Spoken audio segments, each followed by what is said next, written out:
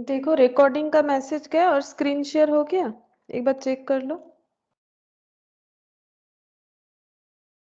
Ma'am recording का message screen share नहीं है। स्क्रीन शेयर नहीं। अच्छा, अब देखो। Yes ma'am.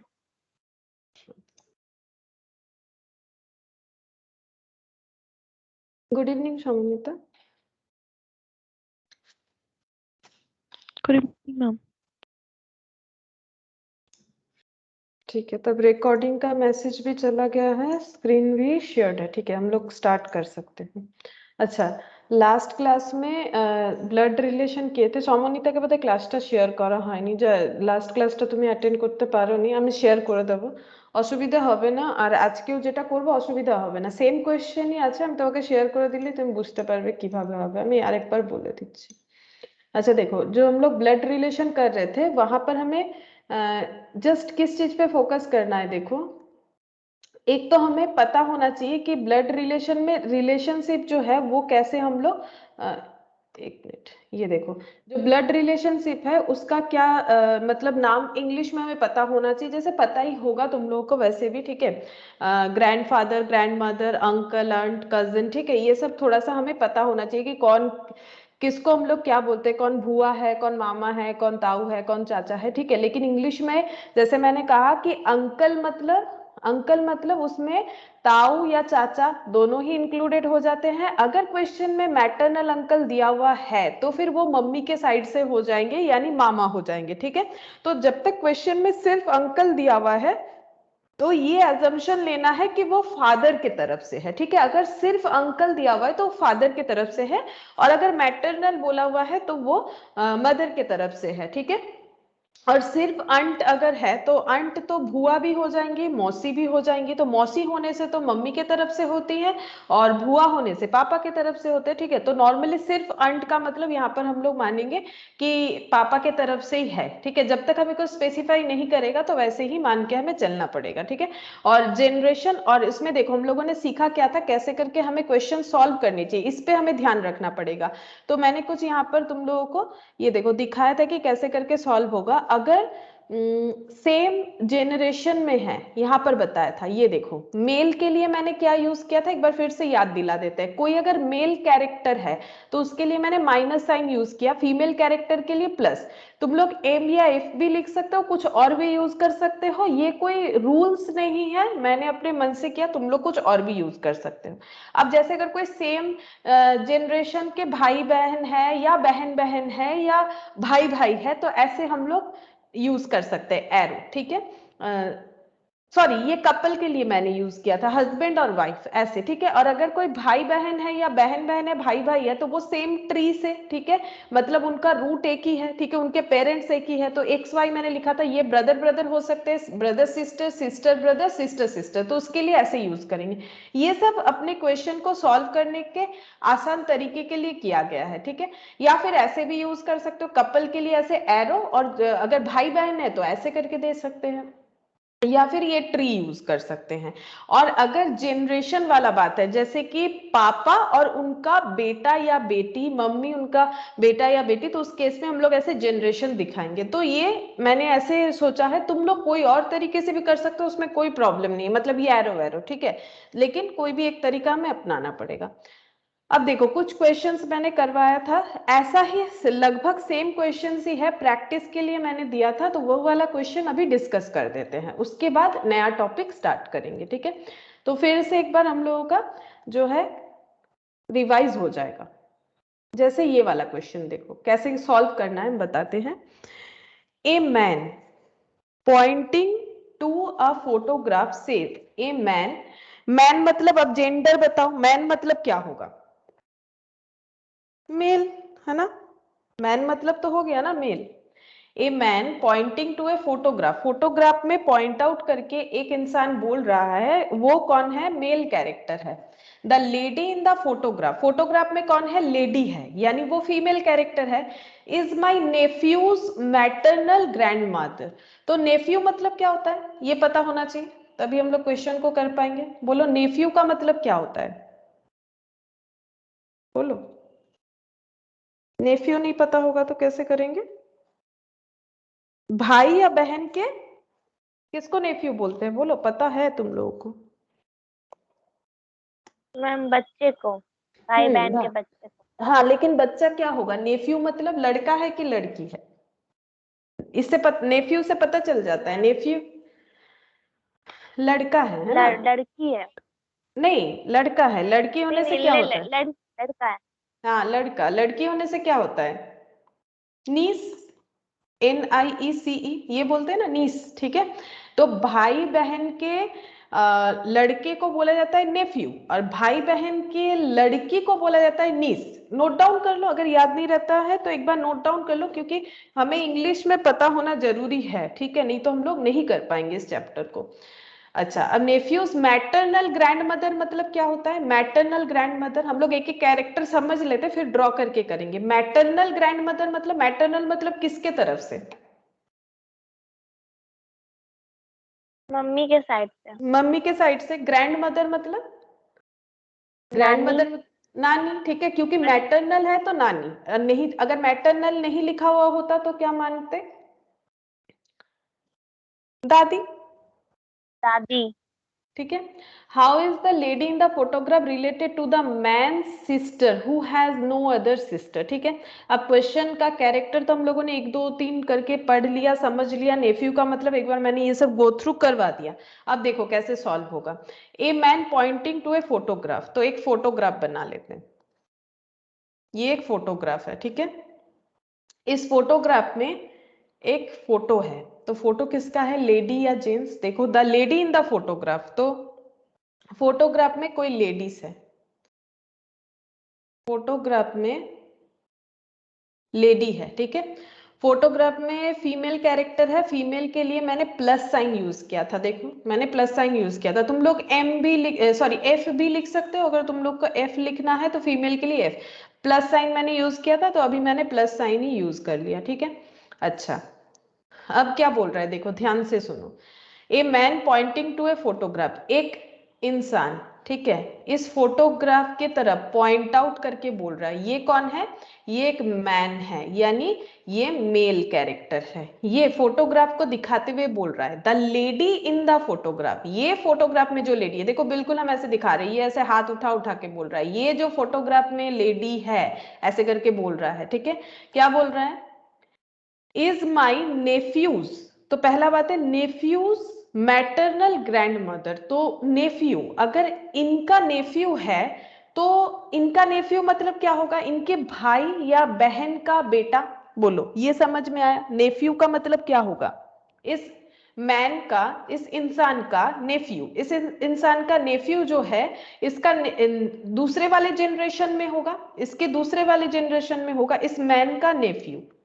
इस मैन का नेफ्यू का मतलब है ब्रदर और सिस्टर्स, ब्रदर्स भाई या बहन का बेटा, यानी सन। ठीक है, अच्छा, अब आगे पढ़ते हैं। माई नेफ्यूज मैटरनल ग्रैंड मदर कौन है? ये जो फोटोग्राफ में लेडी जो है ना, वो इस नेफ्यू की कौन है? नेफ्यू की ग्रैंड मदर है। ग्रैंड मदर, लेकिन कैसी ग्रैंड मदर है? मैटरनल। ठीक है, मतलब नानी है। ठीक है, अच्छा, अब आगे पढ़ते हैं।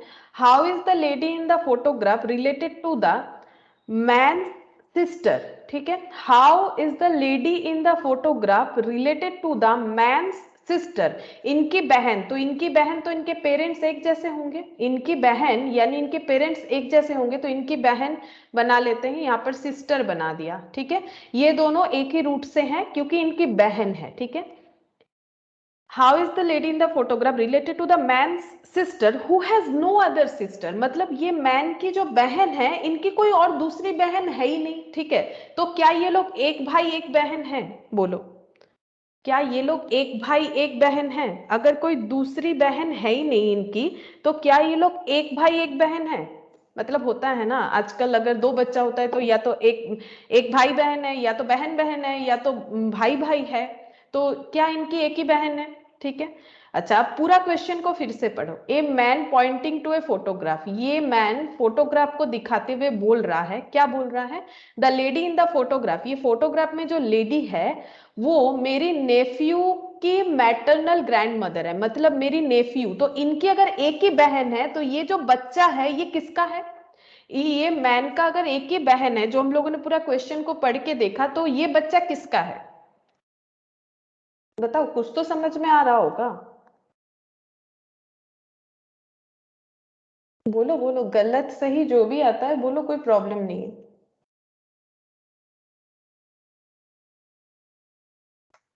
बोलो, कुछ नहीं समझ में आ रहा है। ये तो बिल्कुल डेली लाइफ का ही चीज है, बस हमें ड्रॉ करके करना है क्योंकि हमें घुमा फिरा के पूछा है, बाकी रिलेशनशिप तो हमें पता ही होता है। तो कुछ बोलो, नहीं तो मुझे कैसे समझ में आएगा तुम लोग को समझ में आ रहा है कि नहीं आ रहा है। नहीं तो हम फिर आगे बढ़ जाएंगे, फिर तुम लोग को नहीं समझ में आएगा तो आगे बढ़ जाएंगे तो वो भी बेकार है। तो मुझे बोलो कि समझ में आया कि नहीं। बोल रहे हैं कि the lady in the photograph is my nephew, तो ये नेफ्यू मतलब इनके भाई बहन का बेटा, तो ये बच्चा किसका है? बताओ, ये बच्चा किसका है? इनका तो नेफ्यू है, तो इनका भाई भाई तो है नहीं, एक लौती बहन है, तो ये बहन का ही बेटा होगा। बोलो, ये बहन का बेटा है कि नहीं? ये इसकी यस। मदर है ना? ये बहन का बेटा है। अब बोला गया है कि how is the lady in the photograph, अब इनकी नानी ये है, तो बताओ तो इन दोनों के ये जो औरत है ये इन दोनों के क्या है? पूरा मतलब रिलेशन तब क्लियर है, थोड़ा सा सोचो, सोच के बताओ। मैम माँ है। हाँ, तो इन दोनों की माँ है ना, तो ये रूट को हम लोग इधर घुमा सकते हैं ऐसे, ठीक है।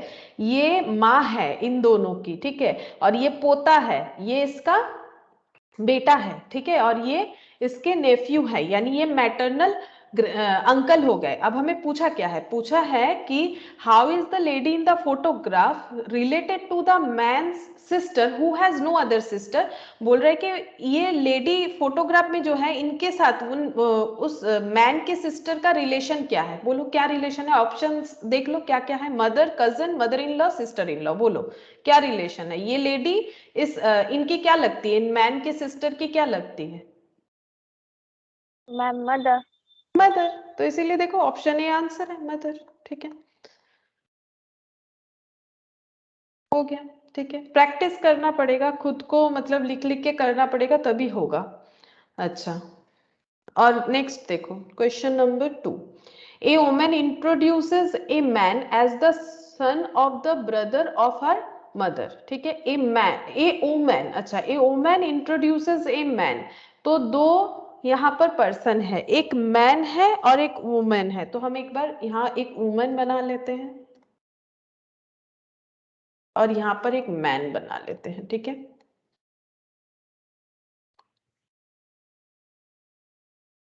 अच्छा, क्या बोल रहा है देखो, ए वुमेन इंट्रोड्यूसेस ए मैन, ये औरत जो है इस जो ये जो लेडी है ये इस मैन को, ये लेडी है तो प्लस ये मैन है तो मैंने माइनस कर दिया, इनको इंट्रोड्यूस करवाया किसी से, क्या बोल रहे हैं?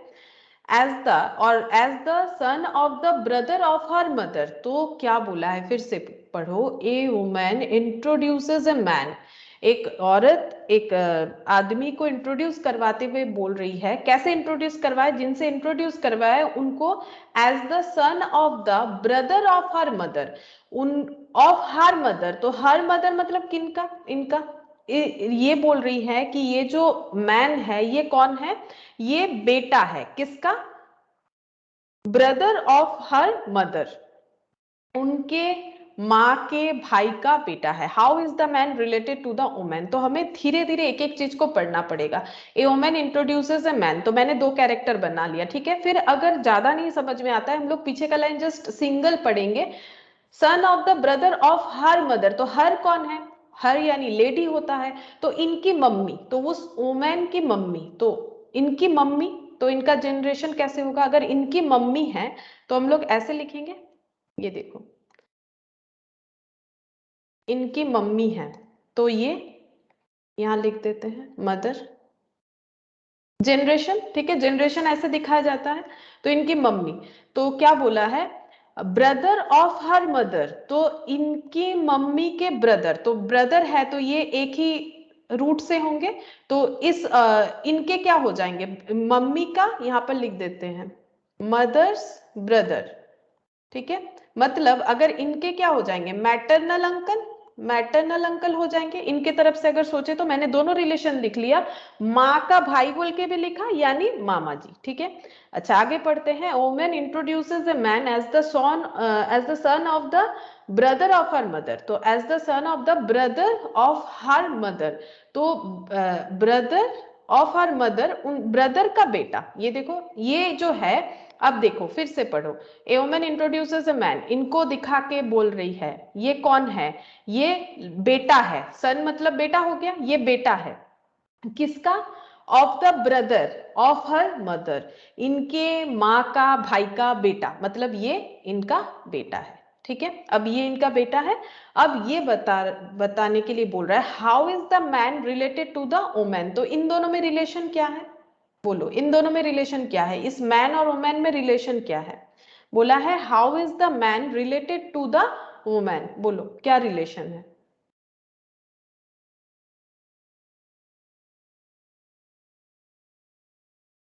बताओ क्या रिलेशन होगा। भाई बहन का। How is the man related to the woman, भाई बहन का रिलेशन होगा, हाँ, क्योंकि ये इनकी माँ इनके भाई मामा का बेटा है, तो भाई बहन का होना चाहिए। भाई बहन मतलब यहाँ पर क्या हो जाएगा, अपना भाई बहन होने से ब्रदर सिस्टर होता है, लेकिन अगर मामा का, ताऊ का, चाचा का ऐसा होता है, मौसी का बेटा, तो हम लोग डायरेक्टली भाई बहन नहीं बोल के इंग्लिश में क्या बोलते हैं, बोलो, कजन ब्रदर, कजन सिस्टर। खुद का भाई बहन को भाई बहन बोल सकते, ये मैंने लास्ट क्लास में ही बोला था। लेकिन अगर खुद का भाई बहन नहीं है तो कजन ब्रदर, कजन सिस्टर, तो ये कौन हो जाएगा, कजिन हो जाएगा, कजन यस ब्रदर, मैम। है ना, कजन ब्रदर। अब कजन ब्रदर का मतलब कौन सा ऑप्शन हो जाएगा फिर यहाँ पर, ये थोड़ा सा गलत दिया हुआ है, ठीक है, 2 का जो डी दिया हुआ है ये गलत दिया हुआ है, ये कजन होगा, इसमें आंसर जो है गलत है, इसको सही करना पड़ेगा। अंकल्स, ये देखो यहाँ पर कजन कर रखा है, ठीक है, कजन कर रखा है, लेकिन यहाँ पर ऑप्शंस वो कभी कभी होता है गलत ऑप्शंस रह जाता है, तो ये आंसर जो है वो कजन ब्रदर होगा। तो how is the man related to the woman, और मैन और वुमेन में रिलेशन जो है वो है कजन ब्रदर का, ठीक है। तो अब थर्ड नंबर देखो, थर्ड नंबर में क्या बोल रहा है। Prasanna said, "This girl is the wife of the grandson of my mother." Who is Prasanna to the girl? तो प्रसन्न बोल के एक पर्सन है जो एक लड़की को दिखा के क्या बोल रहा है, this girl is the wife of the grandson of my mother. तो पहले हम लोग बना लेते कैरेक्टर प्रसन्न, PRASANNA, ठीक है। ये क्या बोल रहे हैं, ये बोल रहे हैं कोई एक लड़की को दिखा के कि ये लड़की जो है, this girl is the wife, ये किसी की वाइफ है, किसकी, of the grandson of my mother, ठीक है। तो हम लोग ना पीछे से पढ़ते हुए आ रहे हैं तो थोड़ा सा आसानी हो जाएगा। प्रसन्न बोल रहा है कहीं ना कहीं रिलेशनशिप बता के बोल रहा है मेरे मम्मी के ये समथिंग कुछ है, ठीक है। तो पहले हम लोग इनकी मम्मी का कैरेक्टर बना लेते हैं। तो इनकी मम्मी का कैरेक्टर हम लोग कैसे दिखाएंगे, ऊपर जनरेशन में, तो यहाँ पर दिखाते हैं प्रसन्नस मदर। अच्छा, अब इन्होंने क्या बोला है, इन्होंने गर्ल को मतलब गर्ल को नोटिस करके बोला है this girl is the wife of the grandson of my mother. तो मेरे मम्मी, फिर बैक से पढ़ेंगे my mother, grandson of my mother, तो मेरे मम्मी के ग्रैंडसन, ये प्रसन्न के मम्मी के ग्रैंडसन, तो फिर कौन होगा, इनके मम्मी के ग्रैंडसन कौन हो सकते हैं, बोलो। ग्रैंडसन मतलब क्या होता है, ग्रैंडसन मतलब बेटा या बेटी का लड़का, ठीक है। तो ये माँ है किसकी, प्रसन्न की, प्रसन्न की माँ की ग्रैंडसन, तो प्रसन्न के माँ के ग्रैंडसन कौन होगा, इनका बेटा हो सकता है या फिर इनके भाई बहन का बेटा। मैम तो यहाँ तो इनके भाई बहन दिया नहीं है तो इनका ही बेटा होगा, तो यहाँ पर दे देते हैं प्रसन्न सन, है ना। तो ये देखो क्या बोल रहा है, दिस, फिर से पढ़ते, प्रसन्न ने बोला this girl is the wife of the grandson of my mother, मेरे माँ के ग्रैंडसन का वाइफ, ठीक है। तो ग्रैंडसन का वाइफ, तो ये कपल हो गए, ठीक है, ग्रैंडसन्स वाइफ, ग्रैंडसन्स वाइफ, ठीक है, ग्रैंडसन वाइफ। अब बोल रहा है कि हु इज द प्रसन्न टू द गर्ल, तो प्रसन्न इस लड़की के कौन होंगे, ग्रैंडसन का वाइफ है, प्रसन्न का माँ जो है उनके ग्रैंडसन का वाइफ प्रसन्न का कौन होगा, ये पूछा है क्वेश्चन। सिंपल सा बात है, 3 जनरेशन है, प्रसन्न की माँ, उनका बेटा प्रसन्न, प्रसन्न का बेटा, ठीक है, और उनकी वाइफ।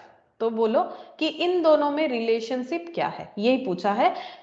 हु इज प्रसन्न टू द गर्ल, प्रसन्न रिश्ते में इस औरत के या फिर इस गर्ल के क्या लगते हैं, बोलो। Father in law.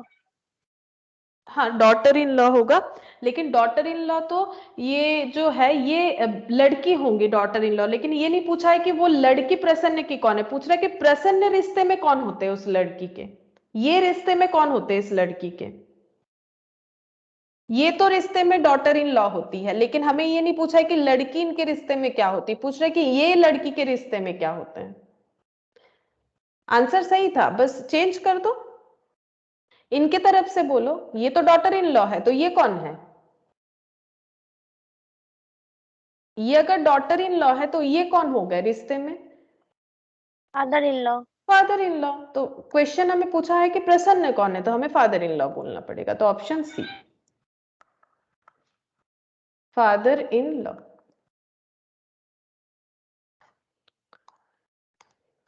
Fourth number,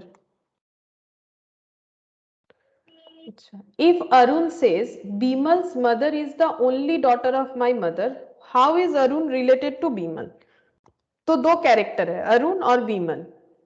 Arun क्या बोल रहा है, बीमल्स मदर, पहले हम लोग दो कैरेक्टर बना लेते हैं, एक अरुण और एक बीमल। तो यहां पर मैंने ये बना लिया अरुण और विमल, ठीक है, ये दो कैरेक्टर बना लिया। अब क्या बोल रहा है, बीमल्स मदर, तो बीमल की माँ, यहाँ पर इनकी मम्मी बना लेते हैं, विमल्स मदर, तो ये इस जनरेशन में चला जाएगा, विमल की माँ, तो यहाँ पर next generation, Vimal's mother is the only daughter, Vimal की जो माँ है वो एक लौती बेटी है, किसकी, मेरे मम्मी की। ये कौन बोल रहा है, अरुण बोल रहा है, मेरे मम्मी की, तो अरुण की मम्मी, अरुण की मम्मी, अरुण्स मदर, ठीक है, अरुण्स मदर, अरुण्स मदर, तो क्या बोल रही है, Bimal's mother is the only daughter of my mother यानी अरुण की मम्मी उनकी डॉटर, तो अरुण की मम्मी की डॉटर, ठीक है, तो फिर अरुण की क्या हो जाएंगे, अरुण की मम्मी की डॉटर, क्वेश्चन ही तो बोल रहे हैं ना साफ साफ, only daughter of my mother, only daughter of my mother, ठीक है, तो only daughter of my mother, तो अरुण की मम्मी की एक लौती बेटी, ठीक है, वो बीमल की माँ है, ठीक है, तो बीमल की जो माँ है वो अरुण की क्या हो जाएंगी फिर, मतलब ये एक जनरेशन से होंगे, है ना, क्या ये एक जनरेशन से होंगे, अरुण की जो माँ है वही बीमल की माँ की भी माँ होंगी, बोलो ये एक जनरेशन से होगा कि नहीं होगा, क्या ये एक जनरेशन से होगा, फिर से देखो यस अगर नहीं, मैम। है ना, एक जनरेशन में ही तो होगा। अब पूछा क्या है, देखो बोल यहाँ पर बोला क्या था, सिंपल बोला इसमें, तो if Arun says Bimal's mother, बीमल्स की जो माँ है वो मेरे माँ की इकलौती बेटी है, यानी अरुण की जो मम्मी है वो बीमल की मम्मी की भी मम्मी है, यानी अरुण और बीमल की मम्मी दोनों भाई बहन है, ठीक है। How is Arun related to Bimal, तो फिर अरुण और बीमल में रिश्ता क्या है, अरुण की मम्मी और बीमल की माँ की मम्मी ये दोनों सेम है, मतलब इसको थोड़ा सा अगर मॉडिफाई करते हैं तो हम यहाँ पर लिखते हैं अरुण्स मदर, ठीक है, मैंने मदर लिख दिया, अरुण्स मदर के दो बच्चे हैं, एक अरुण खुद और एक बीमल्स की मदर, ठीक है, तो अरुण की मम्मी के दो बच्चे हैं, एक अरुण खुद जो कि लड़का है और एक बीमल की मम्मी जो इनकी इकलौती बेटी है। तो अरुण की मम्मी के दो बच्चे हैं, एक लड़का एक लड़की। लड़का का नाम अरुण, लड़की का नाम नहीं दिया है लेकिन उनके बेटे का नाम दिया गया है, दैट इज बीमल। ठीक है, और ये बीमल्स मदर है तो फिर बीमल है इनका बेटा। अब क्वेश्चन ये पूछ रहा है कि how is Arun related to Bimal, Arun Bimal का क्या होता है ये पूछा है। अब हम लोग पढ़ने के बाद ऐसे क्वेश्चन को फिर से अरेंज कर सकते हैं। तो अरुण बीमल का क्या हो जाएगा, ये तो सिबलिंग्स है, अरुण और बीमल की मदर, तो अरुण बीमल का क्या हो जाएगा, बोलो क्या होगा। मामा। मामा, करेक्ट। तो देखो ऑप्शन डी हो जाएगा नन ऑफ दिस। ठीक है, option D none of this, option D none of this, क्योंकि आंसर नहीं था। ठीक है, ये देखो इन्होंने भी यहाँ एक्सप्लेन करके रखा है, बीमल्स मैटरनल अंकल। ठीक है, अच्छा फिफ्थ नंबर, फिफ्थ नंबर पे देखो, pointing to a man in a photograph. अच्छा, एक जन को फोटोग्राफ में दिखाते हुए कौन क्या बोल रहा है, pointing to a man in a photograph, तो एक फोटोग्राफ है जिसमें एक मैन है। ठीक है, मैन यानी नेगेटिव में दिखा दिया मैंने। ठीक है, मेल कैरेक्टर। आशा शेड, आशा बोल रही है हिज मदर्स ओनली डॉटर, ये फोटो में जो इंसान है इनके माँ, तो यहाँ पर लिख देते हैं इनकी जो माँ है, तो मदर इनके जनरेशन में दिखा दिया, इसके ऊपर लिखा है तो ये इनका बेटा है, ये माँ है। ठीक है, हिज मदर्स ओनली डॉटर, इनके माँ की जो ओनली डॉटर है वो इस आदमी के क्या हो जाएंगे, अगर मेरे मम्मी की ओनली डॉटर हो रहा है तो ऑब्वियसली मेरे भाई या बहन होंगे ना। His mother's only daughter is my mother, his mother's only daughter. ठीक है, तो इनके इनके डॉटर, तो इनकी डॉटर मतलब ऐसे यहां से डॉटर। ठीक है, तो ये दोनों क्या हो जाएंगे, भाई बहन। इनके माँ की, ये जो फोटोग्राफ में जो इंसान है उनके माँ की ओनली डॉटर, तो इनकी माँ है तो इनकी भी माँ, तो ये दोनों भाई बहन हो गए। ठीक है, अच्छा only daughter is my mother, ये जो है ये माँ है किसकी, आशा। ठीक है, आशा की।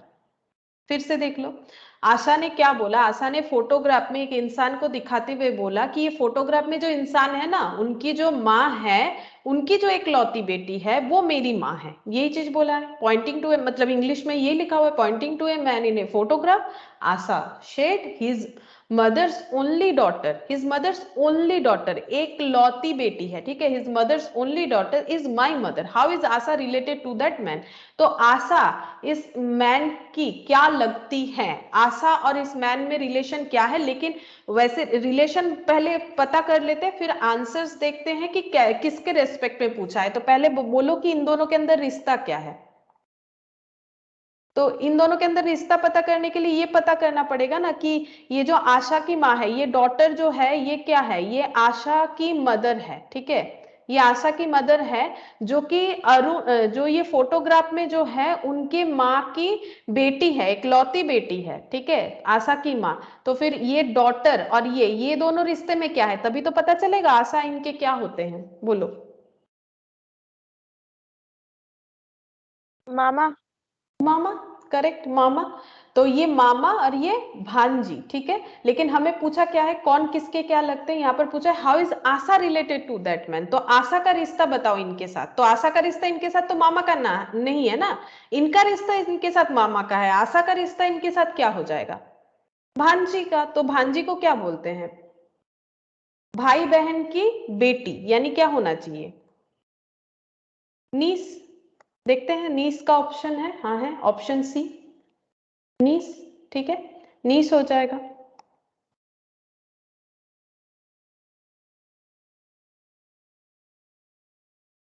क्वेश्चन नंबर 6, ठीक है, थोड़ा सा ट्रिकी है लेकिन क्वेश्चन नंबर 6 बोल रहा है a woman going with a boy is asked by another woman. तो एक लेडी जो है वो एक बच्चे के साथ जा रही थी, बॉय मतलब बच्चा हो गया, ठीक है, एक बच्चे के साथ जा रही थी, तो अचानक से दूसरी लेडी ने उनसे पूछा about the relationship between them. तो एक वुमेन है, ठीक है, तो इनका मतलब ये थोड़ा सा एज है इनका, इतना हम लोग सोच सकते हैं। एक बच्चा, छोटा सा बच्चा, ठीक है, बॉय, ये है बॉय, ये दोनों बाजार गए, तो एक दूसरी औरत जो है वो आ गई बीच में, ठीक है, वो अचानक से इनको पूछ रही है कि तुम दोनों के अंदर क्या रिलेशन है, ठीक है, ये बात पूछ रही है। तो ये हो गए वुमेन, ठीक है, ये अनदर वुमेन है, ये पूछ रही है इनसे, ठीक है, कि तुम दोनों के अंदर रिलेशन क्या है। तो ये क्या रिप्लाई करती है, देखो, the women replied my maternal uncle. ये बोल रही है कि ये तो पूछ रही है ना, ये पूछ रही है कि तुम दोनों के अंदर रिलेशन क्या है, तो ये बोल रही है कि मेरे जो मैटरनल अंकल है, ठीक है, मैटरनल अंकल, मेरे जो मैटरनल अंकल है, और किसी के मैटरनल अंकल कैसे बन सकते हैं, इनके माँ के भाई, तभी इनके मैटरनल अंकल होंगे। बोल रहे इनके जो my maternal uncle and the uncle of his maternal uncle and the uncle of his maternal uncle. तो ऑफ हिज यानी बॉय, इस बच्चे के जो मैटरनल अंकल है, ठीक है, उनके जो अंकल है, देखो क्या बोला है, uncle of his maternal uncle, तो मैटरनल अंकल के uncle, uncle of his maternal uncle is the same. तो ये और ये सेम इंसान है, ठीक है, ये इंसान बना लेते हैं, ये वुमेन के जो मामा है वही इंसान इस बच्चे के मामा के अंकल है, ठीक है, थोड़ा सा क्रिटिकल है, ऐसे ही दिया हुआ है। अब हमें पूछा क्या है, how is the lady related with that boy, तो इन दोनों में रिश्ता क्या है ये बताएंगी, ठीक है। तो एक चीज सोचो, हम लोग थोड़ा सा इसको स्प्लिट कर लेते हैं पहले, देखो, हाँ, यहाँ पर एक वुमन बना लिया मैंने, तो इनके मैटरनल अंकल मतलब इनके माँ, ठीक है, और इनके माँ के भाई, ठीक है, इनके माँ के भाई, ऐसे बना लेते हैं, इनके माँ के जो भाई, तो ये दोनों एक जनरेशन में हो जाएंगे। एक मिनट, ये मदर और मदर्स ब्रदर, ठीक है, यानी इस बच्ची के मैटरनल अंकल जो है वो इस बच्चे के जो मैटरनल अंकल है, मतलब ये बच्चा, ठीक है, ये बच्चे की माँ, ये बच्चे की माँ, ठीक है, मदर, उनका भाई, ऐसे बना लेते हैं, ठीक है, ऐसे सेम जनरेशन में मदर्स ब्रदर, तभी तो जाके मैटरनल अंकल होंगे, मैटरनल अंकल, ठीक है। और ये जो मैटरनल अंकल है, ये जो मैटरनल अंकल है, इनके अंकल, अगर इनके अंकल होंगे तो फिर इनके मम्मी के भी अंकल होंगे। बात सोचो, तुम लोग खुद को एक बार सोचो कि खुद एक बार सोचो कि तुम लोग छोटे से अगर बॉय हो, ऐसे एक बार सोच लो, तो मेरे मामा जी के जो अंकल हैं वो तो मेरे मम्मी के भी अंकल होंगे, नॉर्मल सा बात है। मेरे मामा जी अगर किसी को अंकल बुला रहे हैं तो ऑब्वियसली मेरी मम्मी भी उन्हें अंकल ही बुलाएंगी। मैंने मम्मी का क्वेश्चन इसीलिए लिया क्योंकि मामा तो मम्मी से ही बनते हैं ना, मम्मी के भाई होंगे तभी तो मामा होंगे। तो मामा जी के जो अंकल है वो मेरे माँ के भी तो अंकल ही होंगे, ठीक है। तो ये बच्चा जो है, इनके माँ और मामा का जो अंकल है वो कौन है, वो इन लेडी का भी अंकल है। तो एक चीज सोचो, एक इंसान वो अंकल है, किसका किसका अंकल है, इस लड़के का माँ का, इस लड़के का मामा का, और ये जो लेडी है इनका। तो क्या ये लेडी और ये बच्चे का माँ मामा, क्या ये सब सेम जनरेशन में है? थोड़ा सा सोच के देखो इस बात को कि एक इंसान अंकल है, किसका अंकल है, एक इंसान अंकल है, इस लड़की का मैटरनल अंकल है, ठीक है, और इन दोनों का सिर्फ अंकल है, तो एक ताऊ की तरफ मतलब एक पापा की तरफ से रिश्ता हो गया, एक मम्मी की तरफ से रिश्ता हो गया। लेकिन एक इंसान जो है वो अगर किसी का मामा है, किसी का ताऊ है, किसी का चाचा है, तो एक चीज तो समझ में आ रहा है ना कि ये सब एक जनरेशन हो जाएंगे, ये बच्चे के माँ मामा और ये जो लेडी है ये सेम जनरेशन के हैं। बोलो इतना सा बात समझ में आ रहा है कि ये सेम जनरेशन के होंगे कि नहीं। तुम लोग भी अपने घर में कोई एग्जाम्पल लेके देख सकते हो कि अगर कोई किसी का मतलब अंकल हो रहा है, कि हम लोग मान लो हमारे घर में अगर हम लोग किसी को ताऊ जी या चाचा जी बोल रहे हैं, तो जब हमारे बुआ के बच्चे लोग आते हैं तो वो सेम पर्सन को ही मामा जी बोलते हैं। देखो सोच के देखो कि घर में अगर कभी बुआ जी आती हैं तो बुआ के बेटे जिनको मामा जी बोल रहे हैं वही हमारे ताऊ चाचा होते हैं, एंड हमारे पेरेंट्स मतलब पापा भी होते हैं। तो क्या ये सेम जनरेशन के हैं? तभी तो हो रहा है बात, है ना।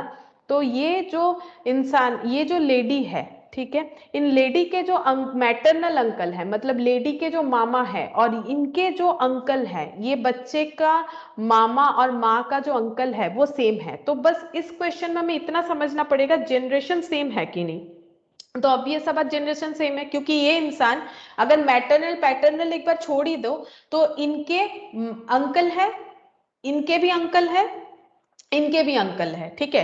एक बार हम लोग मैटरनल पैटर्नल को अगर छोड़ ही देते तो ये इंसान को सभी अंकल बोल रहे हैं, ये लेडी भी अंकल बोल रही है, इस बच्चे की माँ भी अंकल बोल रही है, इस बच्चे के मामा भी अंकल बोल रहे हैं। तो इसका मतलब ये इन लोगों के या तो ताऊ है या तो चाचा है या तो मामा है, जैसे कि इनके मामा है, इनके ताऊ या चाचा होंगे, ठीक है। तो अब क्वेश्चन क्या पूछा है, क्वेश्चन ये पूछ रहा है how is the lady related with that boy.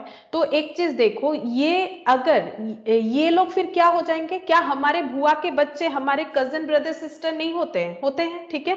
और ये फिर क्या हो जाएंगे, ये दोनों तो भाई बहन हैं, ये दोनों तो बिल्कुल सेम रूट से भाई बहन है, क्योंकि ये लड़का उसकी माँ और माँ का भाई, तभी ये लड़के का मामा, ठीक है।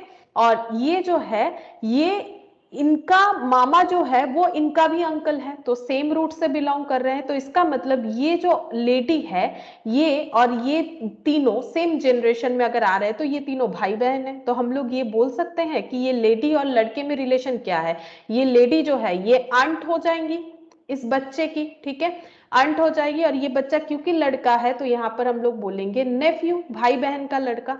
तो ये देखो aunt and nephew, option B होगा।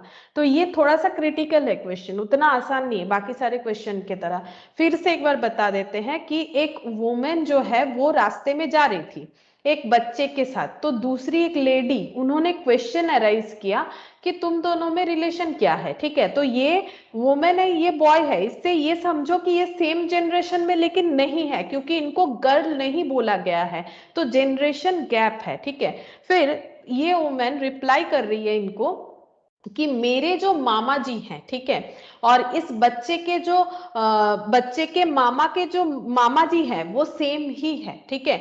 मामा जी के अंकल जो है वो सेम ही है, ये बच्चे का मामा और उनका अंकल और मेरा मैटरनल अंकल सेम है। मतलब हम जिस इंसान को मामा जी कहते हैं, ये देखो ये लेडी बोल रही है कि हम इस इंसान को बोलते हैं मामा जी, ठीक है, मामा जी बोलते हैं इस इंसान को। और ये जो बच्चा है ना छोटा सा, इसकी जो मम्मी है, इसकी जो मॉम है और इसके जो मामा है, ठीक है, ये इनको क्या बोलते हैं, ये इनको बोलते हैं ताऊ या चाचा, ठीक है, ताऊ या चाचा बोलते हैं, अंकल बोलते हैं, तो ताऊ या चाचा बोलते हैं। तो इतना समझ सकते हैं ना कि ये बच्चे का, ये बच्चे की जो माँ है और ये बच्चे के जो मामा है और हम लोग क्या है, ये ताऊ चाचा बोल रहे हैं। जैसे मैंने एग्जाम्पल दिया, घर पे बुआ के बच्चे लोग अगर आते हैं, मतलब इन लोगों में रिलेशन क्या है, ये जो लेडी है ना ये एक्चुअली इन लोगों की बुआ की बेटी होगी, तभी तो ये लोग जब इनके मतलब ये लोग क्या कर रहे हैं, इनको मामा बोल रहे हैं, ठीक है। और सेम इंसान को ये लोग ताऊ चाचा बोल रहे हैं। जैसे हम जिसे मामा बोलते हैं, ठीक है, अगर तुम लोग भी देखो अपने हिसाब से, तुम लोग जिसको मामा बोल रहे हो, मामा कब बोलते हो, जब तुम लोग मामा घर जाते हो, ठीक है। उसी पर्सन को मामा घर में बाकी जो भाई बहन है वो ताऊ जी या चाचा जी बोलते हैं, ठीक है। तो ये सेम जनरेशन के होंगे, तो इसी वजह से इनके अंदर जो रिलेशन है वो आंट एंड नेफ्यू का हो जाएगा, ठीक है, आंट एंड नेफ्यू। क्योंकि ये बोलेगा कि मेरे, ये बोलेंगे कि मेरे भाई मतलब मेरे बहन का बेटा है, ठीक है, मेरे बहन का, कजन सिस्टर का बेटा है, तो बहन का बेटा चाहे कजन हो चाहे सेम हो, आंसर क्या होता है, नेफ्यू, ठीक है। अगर बेटी होती तो नीस हो जाता।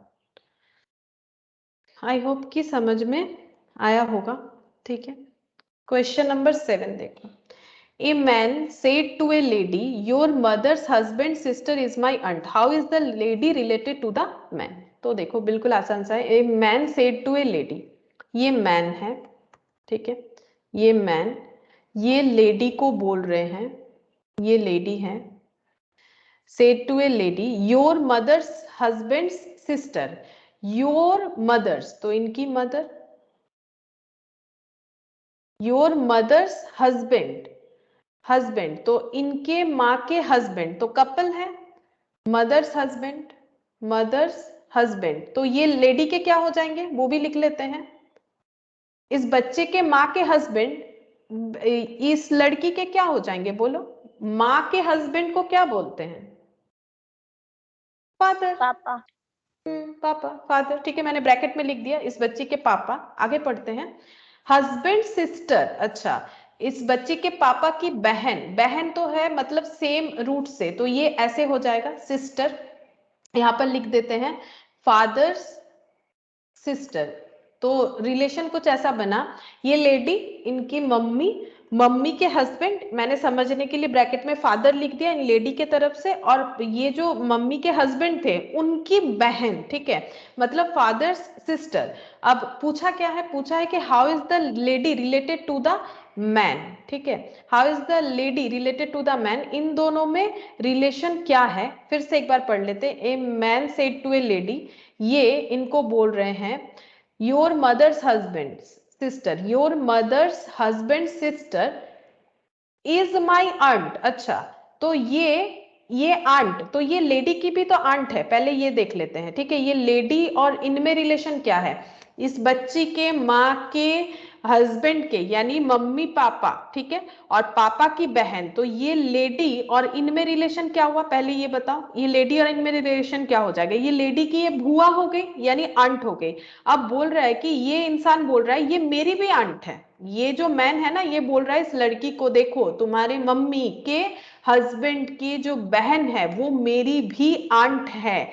तो ये इन दोनों में रिलेशन क्या है, ये जो है ना, ये इसका ये आंट है। तो बोलो कि how is the lady related to the man, तो इन दोनों में रिलेशन क्या हो गया, ये लेडी के आंट ये भी है और इस ये मैन का भी आंट ये ही है, तो बोलो इन दोनों में रिलेशन क्या हो जाएगा। अगर कोई एक पर्टिकुलर लेडी दोनों के ही आंट हो रही है तो फिर क्या है, ये दोनों क्या है आपस में, हम जिसे अंट भाई बोल रहे बहन। हैं भाई बहन, अगर मेरा भाई भी उसे अंट बोलेगा तो फिर वही हो गया ना, ब्रदर सिस्टर। तो how is the lady related to the man, तो लेडी कैसे रिलेटेड है इनसे, ये पूछ रहा है, तो फिर बोलना क्या पड़ेगा, भाई या बहन, आंसर क्या होना चाहिए, लेडी इसकी क्या लगती है, लेडी की तरफ से बोलेंगे तो बहन, how is the lady related to the man, तो बहन सिस्टर। अगर बोला जाता कि how is the man related to the lady, then हम लोग बोलते ब्रदर, ठीक है। तो ये चीज समझना पड़ेगा कि किसके तरफ से पूछा गया है। लास्ट लास्ट है शायद 8th नंबर, 8th नंबर में क्या बोला है देखो, इफ एक्स इज द, मैंने कौन सा वाला करवाया अभी, 7 ही करवाया क्या, हाँ, अच्छा, if x is the brother of the son of y son, how is x related to y, ऐसा हम लोगों ने लास्ट दिन भी किया था, तो थोड़ा थोड़ा करके पढ़ो। if x is the brother of the son of y son, how is x related to y, तो दो कैरेक्टर है, एक x है एक y है। अब फिर से पढ़ते हैं, x is the brother, x भाई है किसका, son of Y son, son of Y son, तो सन वाई का बेटा, तो वाई सन यानी इसके नीचे जनरेशन में जाएगा वाई सन, मैंने ये लिख दिया क्योंकि यहां पर ये पॉइंट था, Y son, son of Y son. अब वाई सन का भी सन मतलब इसका भी बेटा होगा, इसका बेटा, ठीक है, वाई वाई का बेटा और उसका बेटा, इसीलिए क्या लिखा हुआ है देखो इंग्लिश में, सन ऑफ वाई सन, इसका मतलब ही तो वही हो गया, 3 जनरेशन हो गया, वाई वाई का बेटा और उसका बेटा, तभी होता है son of Y son. Son of Y son क्या है, X is the brother, X brother है इसका, ये लड़का जो है इसका ब्रदर कौन है, एक्स है। तो अगर एक्स ब्रदर है तो सेम जनरेशन में होगा, ये एक्स और ये दोनों भाई भाई हैं। अच्छा, how is X related to Y, तो एक्स और वाई में रिलेशन क्या है ये पूछ रहा है। तो ब्रदर का मतलब सेम पेरेंट, ठीक है, ब्रदर का मतलब जो है वो सेम पेरेंट हो जाएगा, मतलब ये जो है ये भी वाई का ही बेटा है, ये भी वाई का ही बेटा है, ठीक है, क्योंकि ये दोनों तो भाई है। अब क्या बोल रहा है, X is the brother of, brother है, किसके ब्रदर है, Y son, son of Y son, ठीक है, तो son of Y son, Y son का जो सन है उसका भाई है एक्स। अब हमें क्वेश्चन क्या पूछा है, how is X related to Y, X और वाई में रिलेशन क्या है, एक्स वाई का कौन लगता है, बोलो, एक्स वाई का कौन लगता है, ग्रैंडसन। ग्रैंडसन, एक्स जो है वो वाई का ग्रैंडसन लगता है, तो आंसर हो जाएगा ग्रैंडसन, ऑप्शन सी।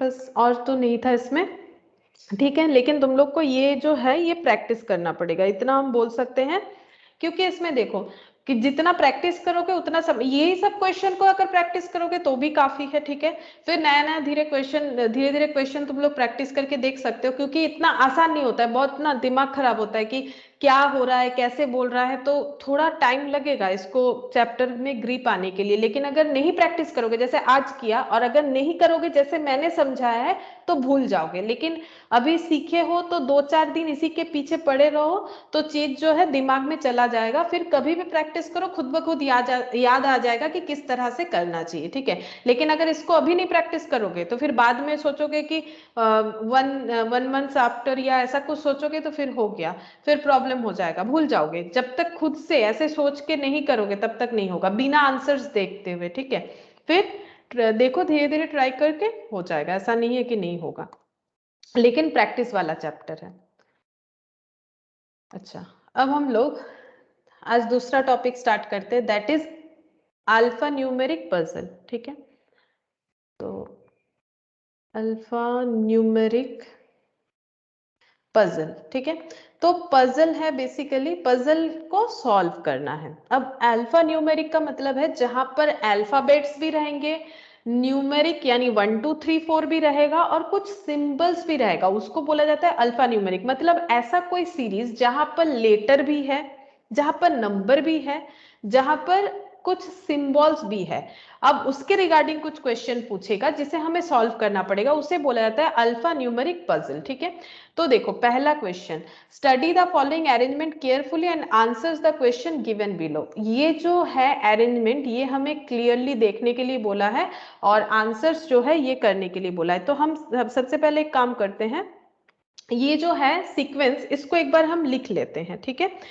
लिखने से क्या होगा, तुम लोग को हम अच्छे तरीके से समझा सकेंगे। पहला वाला लिख लेते हैं, उसके बाद हम लोग यहाँ से भी आराम से कर सकते हैं। अच्छा, तो सीक्वेंस लिख लेते हैं, देखो तुम लोग भी कॉपी में लिखो, तुम लोग भी कॉपी में लिखो। 6RO, ये O है, हाँ, जीरो नहीं है। 6ROT, आई थिंक ये O ही है, एक बार चेक कर लेते, रुको ये O है कि नहीं, हाँ O ही है, हाँ O है।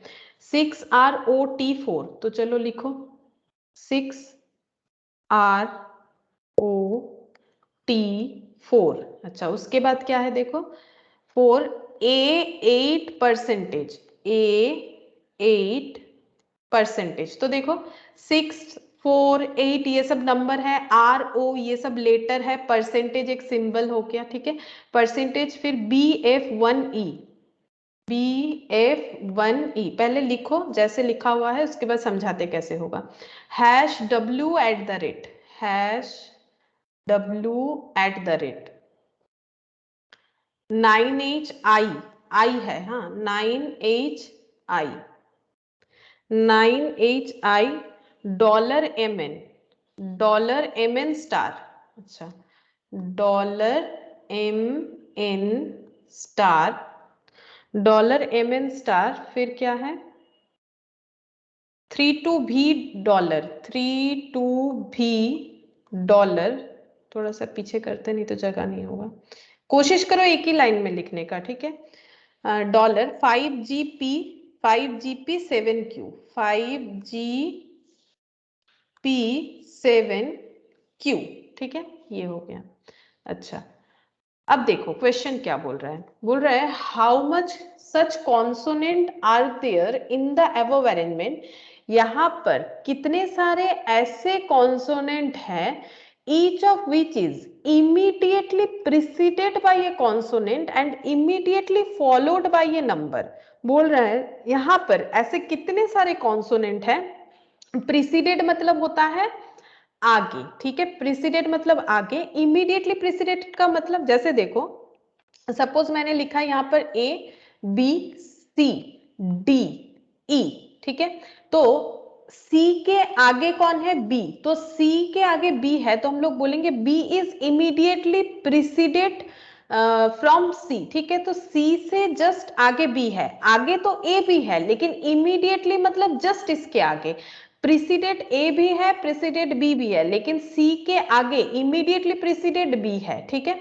और अगर फॉलोड बोलेंगे तो उसके बाद, ठीक है, फॉलोड बोलेंगे उसके बाद, तो फॉलो डी भी कर रहा है, फॉलो ई भी कर रहा है, लेकिन इमीडिएटली फॉलोड कौन है?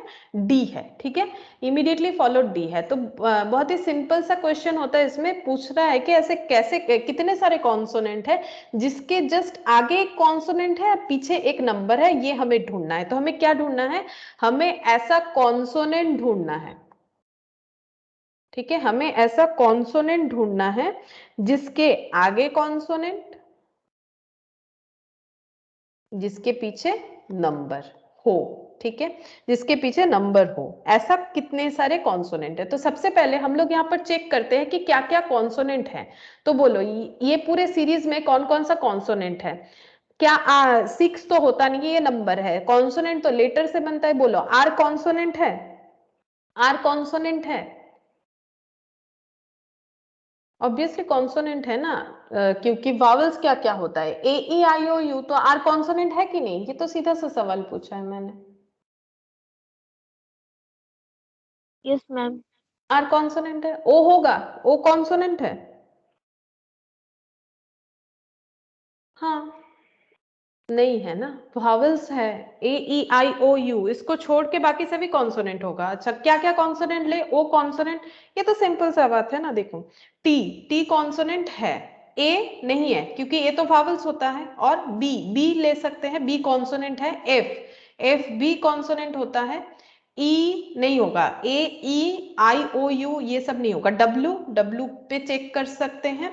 एच होगा, आई नहीं होगा, आई वावल्स होता है। अच्छा, एम, एन, एम कॉन्सोनेंट है, एन कॉन्सोनेंट है। और कौन सा कॉन्सोनेंट है इसके बाद? भी, भी जी, भी जी, पी, क्यू, ये सब कॉन्सोनेंट है। लेकिन सिर्फ कॉन्सोनेंट होने से नहीं चलेगा, ऐसा कॉन्सोनेंट लेना पड़ेगा जिसके आगे कॉन्सोनेंट पीछे नंबर है। तो चेक करते हैं, क्या आर के आगे कॉन्सोनेंट और पीछे नंबर है? बताओ, क्या आर के आगे कॉन्सोनेंट और पीछे नंबर है? चेक करो, आर का आगे पीछे चेक करो, क्या ये आर ले सकते हैं या नहीं ले सकते हैं? बताओ। नो मैम, नहीं ले सकते। नहीं ले सकते हैं, ये तो बिल्कुल देख के ही बताना है और कुछ करना ही नहीं है। तो आर को हटा देते हैं, चलो आर को क्रॉस कर देते हैं, आर नहीं होगा। टी पे चेक करते हैं, चलो टी के आगे और पीछे को कवर करते हैं ऐसे। बोलो टी के आगे कॉन्सोनेंट, टी के पीछे नंबर है? सोचो। यस टी के, मैम। लेकिन ये तो वावल्स है, कॉन्सोनेंट नहीं है ना, वो तो वावल्स है। Yes ma'am. तब होगा कि नहीं होगा? नहीं होगा, ठीक है, बस इसी का तो हमें ध्यान रखना है, नहीं होगा, ठीक है। अच्छा, बी पे चेक करते हैं, ए पे नहीं करेंगे ना क्योंकि पहले ही चूज कर लिया, ए तो है ही नहीं हमारा कॉन्सोनेंट। अच्छा चलो बी पे चेक करते हैं, बी को कवर करते हैं, बी के आगे और बी के पीछे। बोलो बी के आगे कॉन्सोनेंट पीछे नंबर है? बताओ, बी के आगे कॉन्सोनेंट पीछे नंबर है? आगे कॉन्सोनेंट पीछे नंबर है क्या? नहीं है, ये तो जस्ट देख के ही बताना है हमें, नहीं है। तो बी को भी करते हैं कैंसिल। चलो एफ पे चेक करते हैं, एफ के आगे और पीछे का कवर कर लेते हैं। बोलो एफ के आगे कॉन्सोनेंट पीछे नंबर है या नहीं है? एफ के आगे कॉन्सोनेंट पीछे नंबर है कि नहीं है? पीछे नंबर है, ये तो दिख ही रहा है, और बी है आगे जो कि कॉन्सोनेंट होता है, तो हाँ है, तो एफ हो जाएगा। चलो एफ हो जाएगा, तो एफ ले लिया, ठीक है। ऐसा एक कॉन्सोनेंट तो मिल गया। चलो डब्ल्यू पे चेक कर लेते हैं। डब्ल्यू के आगे लेते हैं, डब्ल्यू के पीछे लेते हैं, ये तो होगा ही नहीं। डब्ल्यू के आगे पीछे दोनों ही सिंबल है, ना तो कॉन्सोनेंट है ना तो नंबर है। चलो डब्ल्यू को भी काट देते हैं। एच, एच को कवर करते हैं। एच के आगे कॉन्सोनेंट पीछे नंबर, नहीं नहीं होगा, ऐसा तो कुछ नहीं है। तो चलो एच को भी हटाओ लिस्ट से। एम, एम को भी कवर कर लेते हैं। एम के आगे कॉन्सोनेंट पीछे नंबर, आगे कॉन्सोनेंट पीछे नंबर नहीं, ऐसा तो कुछ नहीं है। आगे एक सिंबल है, ऐसा है, तो ये भी कैंसिल, ठीक है। एन, एन को चेक करते हैं। एन के आगे पीछे कवर करते हैं। आगे कॉन्सोनेंट तो था बट पीछे नंबर नहीं है ना, सिंबल है, तो ये एन भी नहीं होगा। अच्छा, ये एन भी नहीं होगा। भी, भी को कवर करो, वी के आगे और पीछे लेके, ये भी नहीं होगा, ये तो उल्टा हो गया। उल्टा क्या, आगे कॉन्सोनेंट का है और पीछे तो सिंबल है, तो भी नहीं होगा। चलो भी को भी कैंसिल कर देते। जी पे चेक करते हैं। जी के आगे नंबर है, नहीं होगा। देखो ना, आगे कॉन्सोनेंट होना चाहिए। पी, पी के आगे कॉन्सोनेंट है, पीछे नंबर है, होगा। ये देखो पी को अच्छे तरीके से देखो, पी को, पी के आगे और पी के पीछे कवर कर लिया मैंने। पी के आगे जी है जो कि कॉन्सोनेंट है और पीछे नंबर है 7, तो ये होगा। पी को ले लेते हैं, ठीक है, पी होगा। क्यू, क्यू पे तो हम लोग चेक कर ही नहीं सकते क्योंकि क्यू के आगे जो भी हो पीछे तो कुछ है ही नहीं, तो क्यू पे तो ये चीज एप्लीकेबल होगा नहीं। वैसे भी आगे कॉन्सोनेंट की जगह नंबर दिया हुआ है, तो क्यू भी नहीं होगा। तो ऐसा कितना सारा कॉन्सोनेंट आ गया? ऐसा दो, एक एफ और एक टी, तो आंसर 2 होगा। तो देखो यहाँ पर ऑप्शन सी 2, ये देखो ऑप्शन सी इस तरह से होगा। तो ये बिल्कुल मतलब बोल सकते हैं कि बच्चों जैसा ही सवाल है। वावल सबको पता होता है, vowels A E I O U, ये वावल्स होता है। 26 लेटर होते हैं, 26 लेटर में 5 वावल्स होते हैं, बाकी 21 कॉन्सोनेंट होते हैं। अब हमें जैसे बोलेगा वैसे हमें समझना पड़ेगा। नंबर हमें पता होता है 1 2 3 4, ये सब नंबर होता है। बाकी ये सब जो परसेंटेज, डॉलर, इसे तो सिंबल बोला जाता है। और मैंने पहले ही बताया अल्फा न्यूमेरिक का मतलब ही होता है जहां पर नंबर, अल्फाबेट और सिंबल सभी रहेंगे। अब जैसे हमें क्वेश्चन पूछेगा उस हिसाब से हमें आंसर्स जो है देने होंगे। तो ये हो गया पहला आंसर, क्वेश्चन नंबर 1। अब क्वेश्चन नंबर 2 क्या बोला है, देखो यहाँ पर। How many such vowels are there in the above arrangement, each of which is immediately preceded by a letter but immediately not followed by a symbol? तो अभी बोल रहा है वावल्स ढूंढो इस अरेंजमेंट में।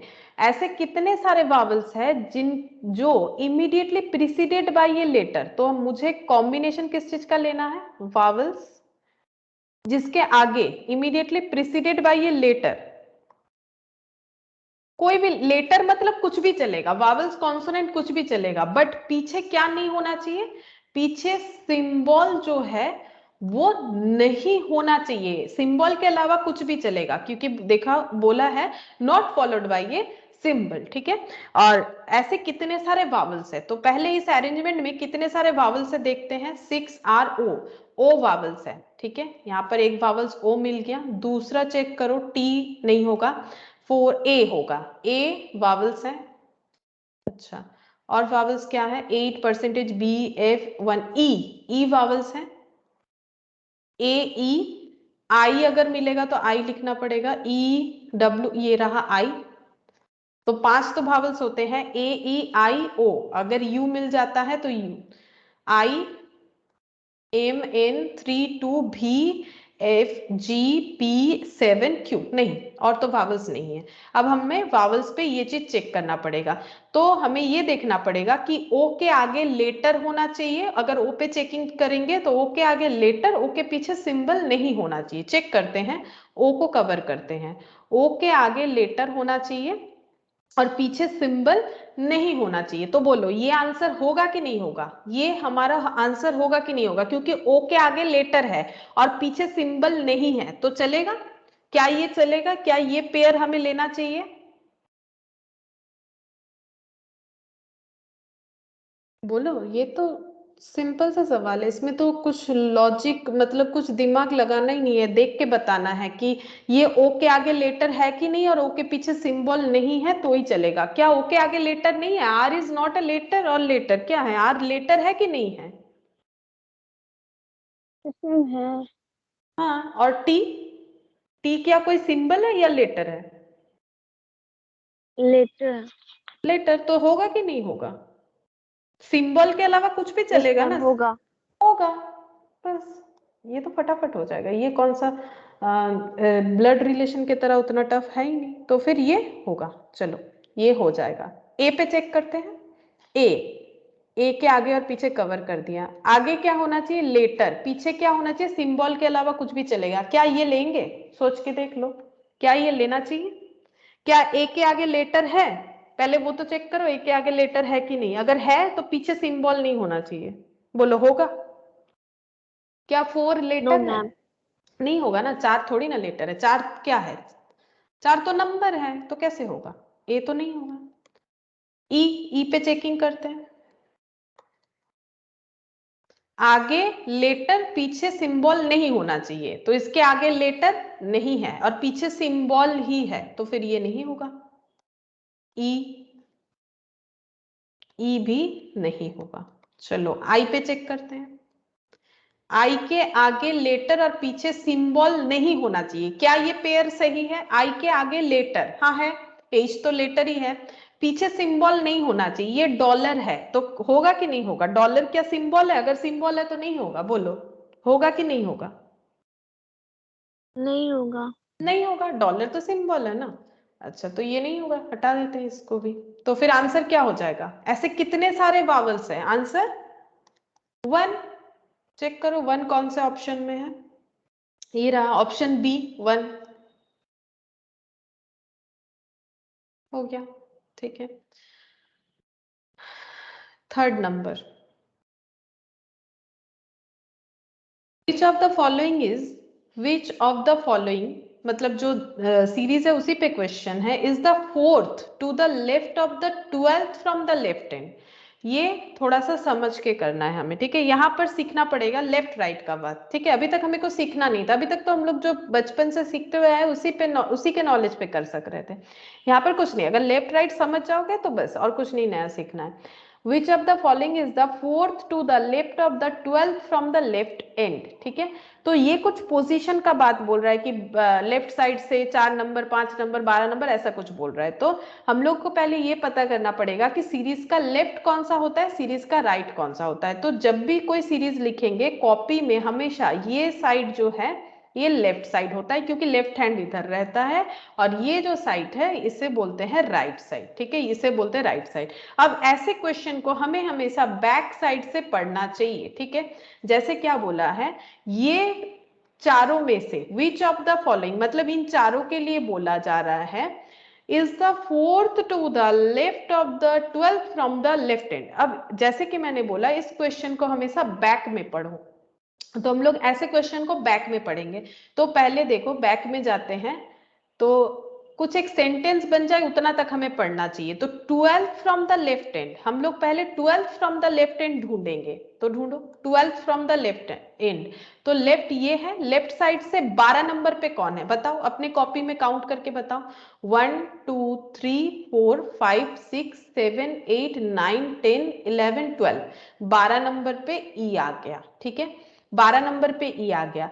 अब हम लोग इसके ये पूरे फ्रेज के जगह सब्सटीट्यूट करके इसको लिख सकते हैं ई, ठीक है।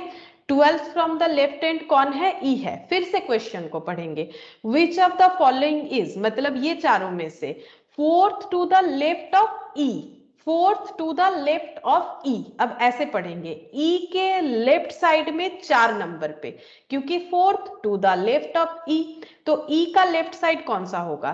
तो ई जब लिख रहे हैं तो ये लेफ्ट साइड, ये राइट साइड, ठीक है। तो लेफ्ट साइड से 4 नंबर पे, लेफ्ट साइड से 4 नंबर पे काउंट करो, 1 2 3 4, ये वाला, ठीक है। तो क्या हो गया आंसर? परसेंटेज। तो ऑप्शन कौन सा हो जाएगा? ऑप्शन हो जाएगा डी। ये देखो परसेंटेज, ठीक है, डी परसेंटेज, ये इस तरह से हो जाएगा, ठीक है। तो लेफ्ट और राइट अगर समझ में आ जाता है, बाकी तो कुछ है नहीं नया इसमें, ठीक है। बाकी तो हमें सिर्फ काउंट करना है 1 2 3 4 करके।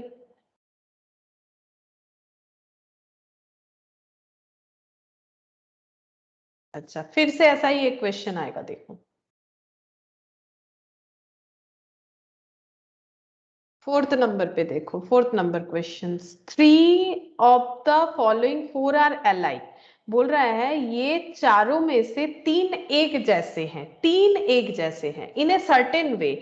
कोई भी एक तरीके से ये कोई भी एक तरीके से ये कोई भी 3 एक जैसा है ऑन देयर पॉजिटिव, ये पोजीशन होगा, सॉरी यहाँ पर जो है गलत हो गया, ये पोजीशन होगा। 3 of the following are alike in a certain way based on their position in the above arrangement, मतलब जो अरेंजमेंट हम लोगों ने लिखा हुआ है, and so form a group which is one that does not belong to that group. एक तो है जो कि मिसमैच कर रहा है, ठीक है, एक तो है जो मिसमैच कर रहा है, कौन सा है वो ढूंढना पड़ेगा। तो हमें सारे ऑप्शन में चेक करने चाहिए।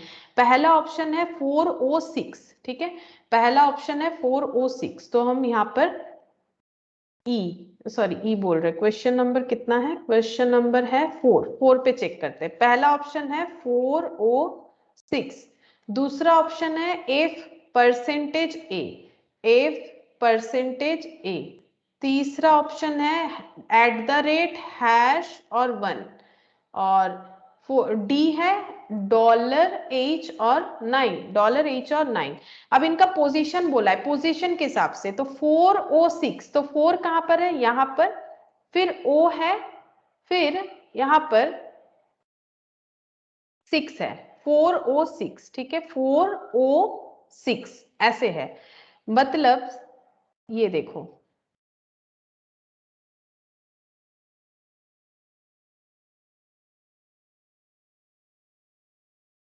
यहाँ पर अगर पोजीशन वाइज हम लोग देखें, 4 के बाद T था आगे, फिर O था, फिर गैप था, फिर 6 था, ठीक है। तो 6 एक गैप था R, उसके बाद लिया गया O, ठीक है, फिर एक गैप लिया गया T, फिर हुआ 4, ठीक है, फिर हुआ 4। F%A में देखो क्या है, F, फिर परसेंटेज, फिर F%A, F%A। तो A, फिर एक गैप लिया गया, फिर एक गैप लिया गया, फिर 8 है, ठीक है, हम सीधा लिख रहे हैं A, फिर एक गैप लिया गया 8, फिर परसेंटेज है, एक मिनट, ए एक गैप लेके परसेंटेज, सॉरी, ए एक गैप लेके परसेंटेज, उसके बाद फिर एक गैप लेके एफ, ठीक है, फिर एक गैप लेके एफ। ये उल्टा लिखा है इन्होंने, इन्होंने ऐसे दिखाया है। यहाँ पर इन्होंने जो ऑप्शन दिया है 406, तो ऐसे लिखा है, ठीक है, 406, ये पेयर को समझाया गया है 406। तो देखो 4 फिर एक गैप देके ओ, फिर एक गैप देके 6। यहाँ पर नेक्स्ट वाला जो था उसमें बोला था F%A, तो F%A मतलब यहां से लेके यहां तक। तो ये देखो इसमें ऐसे बना हुआ है ना, A परसेंटेज फिर F, मतलब एक गैप देके, ठीक है, ये दो गैप देके। इसको भी हम लोग चाहे तो ऐसे ही ड्रॉ कर सकते, देखो हम सारा ऐसे ही ड्रॉ कर देते, समझ में आ जाएगा। ये देखो 6O4, F%A, एक एक गैप है ना। अच्छा, थर्ड वाला देखो क्या बोल रहा है, #H1, तो सॉरी @H1, तो @ फिर H, फिर 1, तो ये @H और फिर 1 इधर आ जा रहा है, 1 इधर आ जा रहा है, ठीक है, 1 इधर आ जा रहा है। ये थोड़ा अजीब सा लगा, तो हो सकता है यही आंसर हो। हम लोग लास्ट वाला भी चेक कर लेंगे, $H और 9 चेक करते हैं, डॉलर, फिर उसके आगे H और उसके आगे 9 है। ये देखो $H और यहाँ पर 9 दिया है, दो आंसर ऐसे कैसे आ गए, रुको एक मिनट देख लेते हैं। हो सकता है ये वाला भी गलत दिया हो, चेक कर लेते हैं। अच्छा ये H नहीं है, ये हैश है, @#1, मैंने H लिख दिया तभी समझ में नहीं आ रहा। @## और 1 है, फिर से एक बार चेक करते हैं, @# और 1, हाँ ये भी तो सीक्वेंस में बन रहा है, एक एक गैप है, 1 फिर एक गैप है ई का, फिर हैश है, फिर एक गैप देके है @ ठीक है। अच्छा ये वाला इसका मतलब गलत होगा क्योंकि इसमें है नहीं हो रहा है। देखो डॉलर है, डॉलर के बाद क्या है एक बार चेक कर लेते हैं, $8 और 9 है, तो डॉलर मतलब ये H, तो ये गैप हुआ, लेकिन 9 जस्ट उसके बाद हो गया, गैप क्रिएट नहीं हुआ। लेकिन सीक्वेंस मतलब पोजीशन के हिसाब से बोला था ना, चेक करो तो सबका पोजीशन क्या है, 6 गैपिंग O देन गैपिंग 4, मतलब एक एक गैप में है। देखो पूरा ड्रॉ एक जैसा बना है, सिर्फ इसको छोड़ देते हैं, तो इसका मतलब ये वाला जो है ये हमारा मिसमैच है, ये पूरे सीरीज में ये मिसमैच हो जाएगा, ये तीनों जो है वो एक जैसे है जबकि ये मिसमैच हो जाएगा, तो ऑप्शन डी हमारा आंसर हो जाएगा। ठीक है, तो इसका आंसर हो जाएगा ऑप्शन डी 4 का। वही पूछा था कि कौन सा मिसमैच है। अच्छा 5th नंबर देखो, if all the symbols are eliminated from the above arrangement then which of the following will be 5th to the right of द 10th element from the right end. पहले क्या बोला है, अगर सारे के सारे सिंबल्स हम लोग इस अरेंजमेंट से हटा देते हैं, एलिमिनेट करने का मतलब हटा देते हैं, तो कुछ पोजीशन वाइज पूछ रहा है, तो पहले हम लोग अरेंजमेंट लिखते हैं विदाउट सिंबल, तो फिर से अरेंजमेंट को लिखेंगे विदाउट सिंबल। तो देखो क्या हो जाएगा, सबसे पहले था 6, हम यहां से देख के लिख लेते हैं, 6ROT4A, ये 8 तक पूरा लिखो, परसेंटेज हटा देना, तो हम यहां पर लिखते हैं 6RO, थोड़ा सा गैप लिखते हैं, 6ROT4A 8, परसेंटेज हटा देते हैं क्योंकि सिंबल एलिमिनेट करने बोला है। BF1E,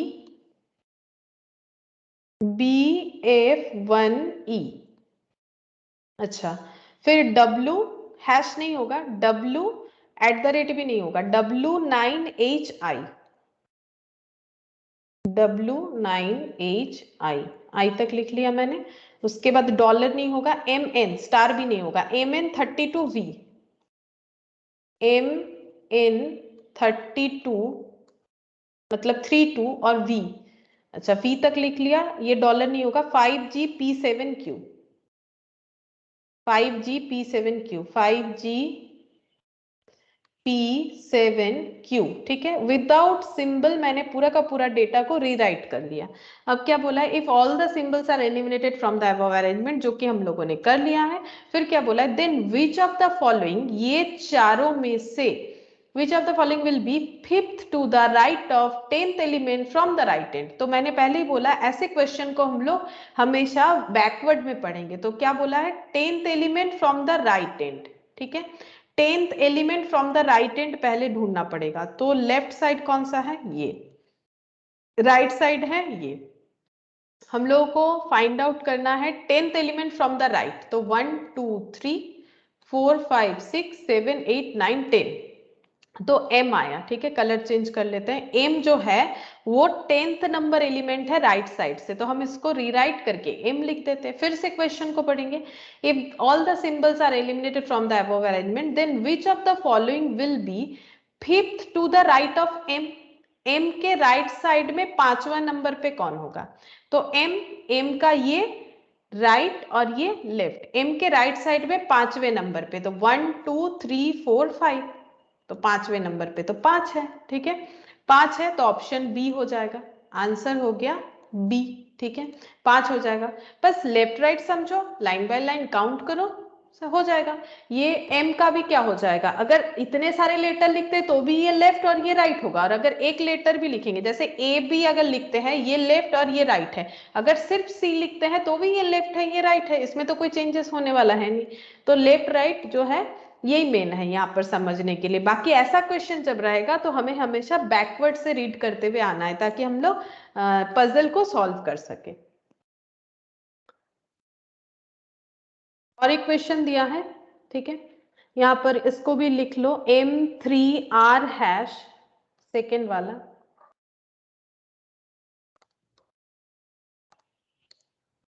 M3R#, M3R# AP49, AP49 @KD1, @KD1, @KD1 UH $5, UH $5 dollar,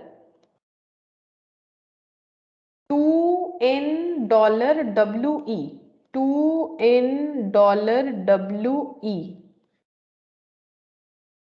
Q6TV7, Q6TV7, Q6TV7,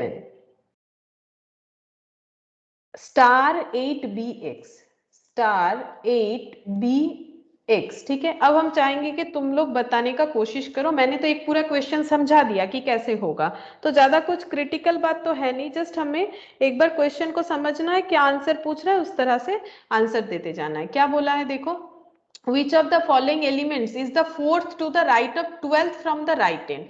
तो बोल रहा है कि ये चारों में से कौन सा एलिमेंट ऐसा है जो कि fourth to the right of 12th from the right end. तो पहले 12th from the right end ढूंढो, राइट एंड से 12th नंबर पे कौन है। तो राइट एंड से 12th नंबर तुम लोग भी काउंट करो, हम तो कर ही रहे हैं, तुम लोग भी काउंट करो। तो ये लेफ्ट और ये राइट, तो राइट साइड से 12th नंबर पे कौन है, ये राइट है।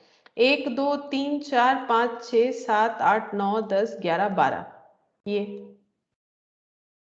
डॉलर है। ठीक है, 12th from the right and हो गया डॉलर। अब क्या पूछा है, पूछा है fourth to the right of dollar, इसका मतलब फोर्थ, इसका राइट साइड में फोर्थ, तो राइट साइड इधर है, तो 1 2 3 4, तो 6, आंसर क्या हो जाएगा 6। ये देखो 6 लिखा हुआ है, ऑप्शन बी, तो 6 हो जाएगा। तो पहले क्वेश्चन का आंसर यानी 6 का आंसर हो जाएगा ऑप्शन बी यानी 6। ठीक है, ये क्वेश्चन भी 6 नंबर है, इसका आंसर भी बी, ऑप्शन बी 6 हो रहा है।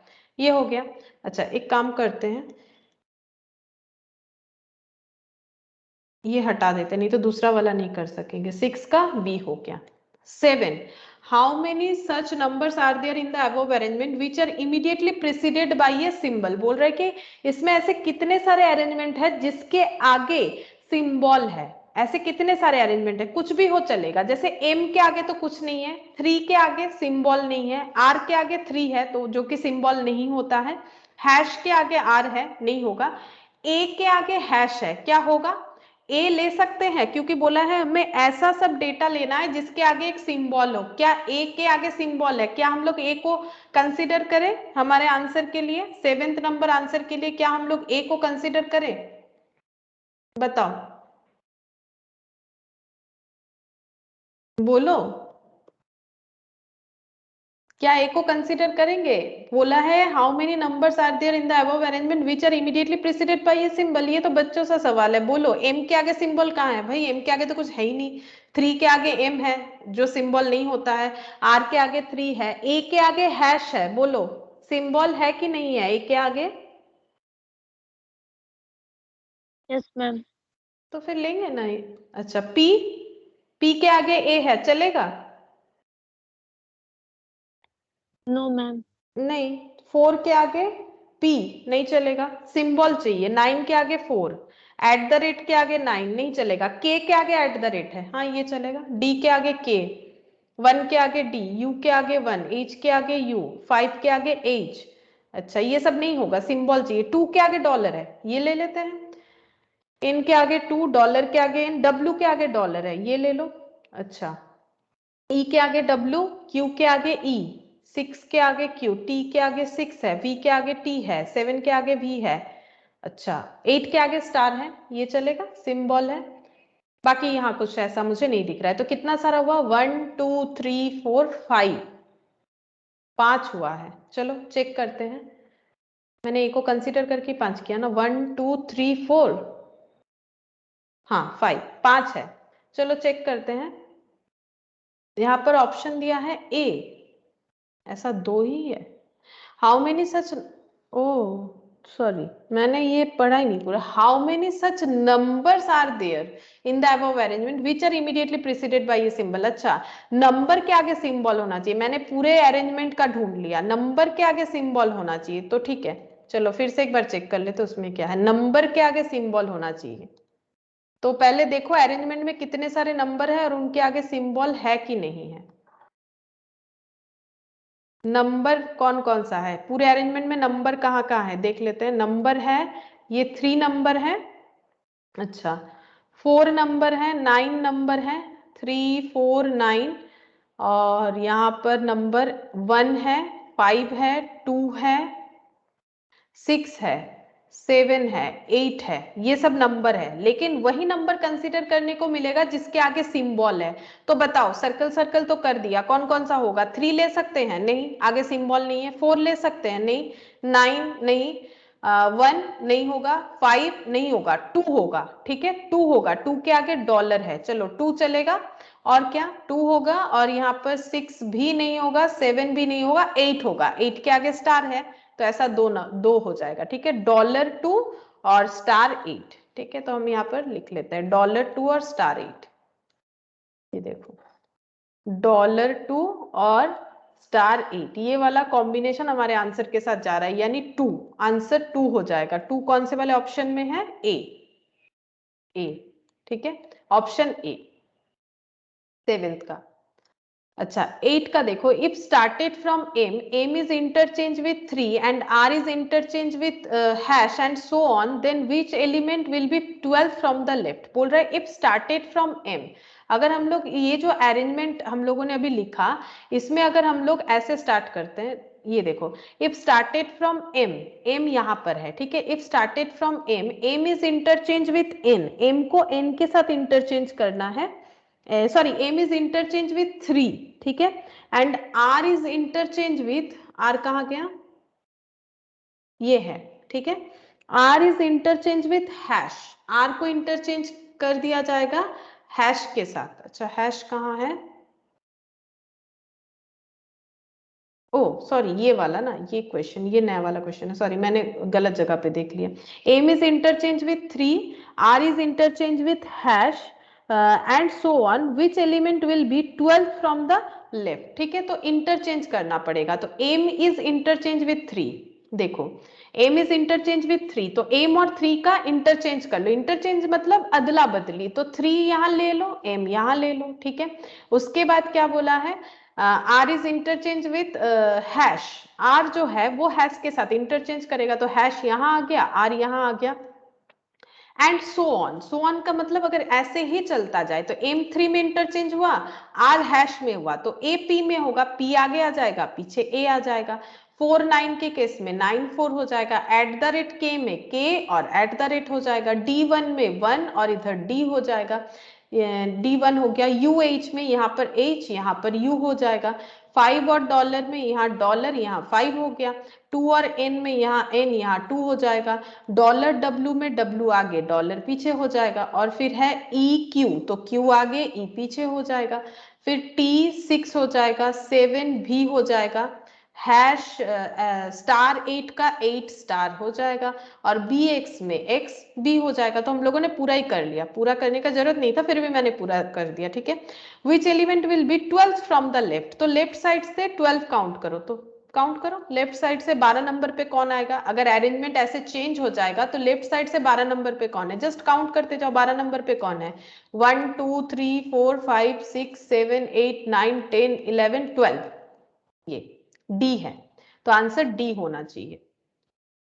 ये रहा ऑप्शन डी का डी, ठीक है, आंसर जो है वो ऑप्शन डी में डी हो जाएगा।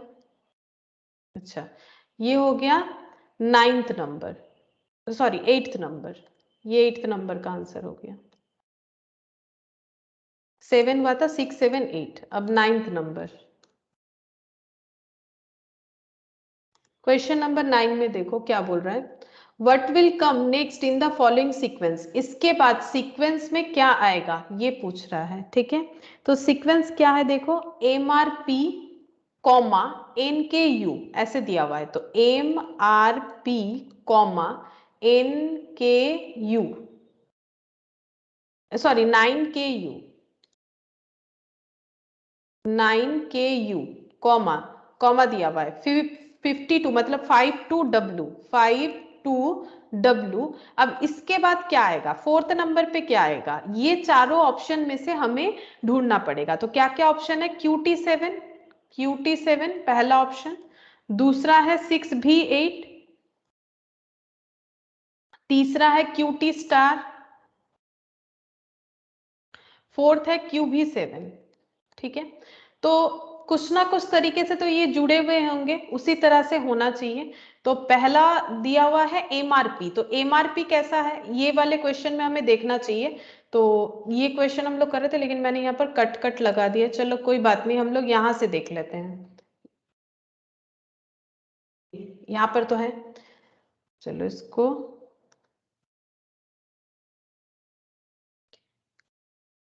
एम आर पी, तो एम आर फिर पी लिया गया है। इसका मतलब अगर अच्छे तरीके से हम लोग देखें तो पहले एम, फिर एक गैप, फिर आर, फिर दो गैप, फिर पी, ये किया गया है, ठीक है। इसके बाद वाला था 9 KU, तो 9, ठीक है, तो 9 फिर एक गैप के, फिर D1, ये दो गैप के बाद U। देखो इसका भी अरेंजमेंट 9 से लेके U में अरेंजमेंट कैसा है, 9 एक गैप, फिर K, फिर दो गैप, फिर U, ठीक है, जस्ट जैसे MRP में था। अच्छा, थर्ड ऑप्शन जो था, थर्ड ऑप्शन में है 5 to W, ये वाला थर्ड ऑप्शन में है 5 2 और W, तो 5 बीच में एक गैप 2, फिर W का मतलब दो गैप के बाद W हो गया, ठीक है। तो ये सीक्वेंस है, इसी के हिसाब से जो फिट बैठेगा वही हमारा आंसर होगा, ठीक है, इस सीक्वेंस के हिसाब से। तो हम लोग देखते हैं क्या क्या ऑप्शन है। QT7 मतलब पहला डेटा एक गैप, फिर दो गैप, फिर दूसरा डेटा, ऐसा होना चाहिए। तो QT7 पे चेकिंग करते, चलो क्यू मतलब यहाँ पर ये वाला, ठीक है, क्यू, फिर टी, एक गैप टी, फिर 7 यानी दो गैप, नहीं दो गैप नहीं हो रहा है, एक गैप के बाद ही 7 आ रहा है, ये देखो क्यू, फिर एक गैप, फिर टी, फिर एक गैप, फिर 7, तो ये तो फिट नहीं बैठेगा, ठीक है, ये आंसर नहीं होगा। तो ऑप्शन ए जो है ये हमारा कैंसिल हो जाता है। क्यों हो जाता है, क्योंकि इस पैटर्न में फिट नहीं बैठा, तो ऑप्शन ए कट कर देते हैं। 6V8, इस पे चेकिंग करते हैं। 6V8, तो 6 कहां पर है, ये देखो 6, फिर एक गैप में भी, ठीक है, फिर 8, एक गैप में भी, फिर 8 जो है वो दो गैप के बाद 8 है, हाँ ये तो हो रहा है, ठीक है। ऑप्शन बी 6V8, 6 एक गैप के बाद भी, फिर दो गैप के बाद 8, अच्छा चलो 6V8 ये फिट बैठ रहा है। अच्छा ये तो मुझे सही लग रहा है, ये फिट बैठ रहा है, बाकी भी चेक कर लेते हैं क्यों नहीं फिट बैठ रहा है। QT स्टार, चलो चेक करते हैं QT स्टार फिट बैठ रहा है कि नहीं। क्यू, क्यू टी, एक गैप देके टी, फिर दो गैप देके स्टार, चलो ये भी फिट बैठा, तो दो आंसर तो नहीं हो सकता है क्योंकि ऐसा कोई ऑप्शन है नहीं हमारा। चेक करेंगे फिर से।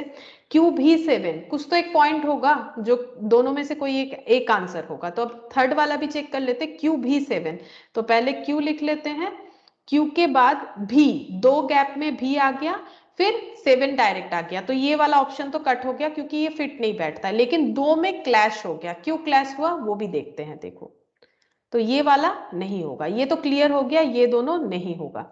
अच्छा अब चेक करते हैं ये दोनों में से कौन सा आंसर होना चाहिए। तो हम लोग का दो आंसर फिट बैठ रहा है, 6 एक गैप भी, फिर दो गैप 8, ये भी आ रहा है। क्यू में भी सेम सीक्वेंस दिख रहा है हमें, लेकिन अब ये सीक्वेंस देखो, पहले एम से स्टार्ट हुआ, फिर एन में गया, फिर 5 में गया, ये भी तो हमें देखना पड़ेगा। पहले स्टार्ट हुआ एम से, ठीक है, एम, फिर उसके बाद स्टार्ट हुआ 9 से, ठीक है, फिर उसके बाद स्टार्ट हुआ 5 से, फिर उसके बाद स्टार्ट हुआ 5 से, मतलब एम से लेके कहां तक कंप्लीट हुआ, एम से लेके पी तक, ठीक है। फिर 9 से लेके ये चल रहा है यू तक, ठीक है, 9 से लेके यू तक, ये देखो, और ये है एम से लेके पी तक। अच्छा फिर देखो यहाँ पर शुरू हो रहा है 5 से लेके, ठीक है, 5 से लेके शुरू हो रहा है और खत्म हो रहा है W पे, ठीक है, W पे। तो इसका मतलब बीच में एक एक गैप है, जो ऐसे बनाए हुए हैं पेयर्स, उसमें बीच में एक एक करके गैप है, जैसे यहाँ पर गैप में 4 दिख रहा होगा, यहाँ पर गैप में H दिख रहा होगा।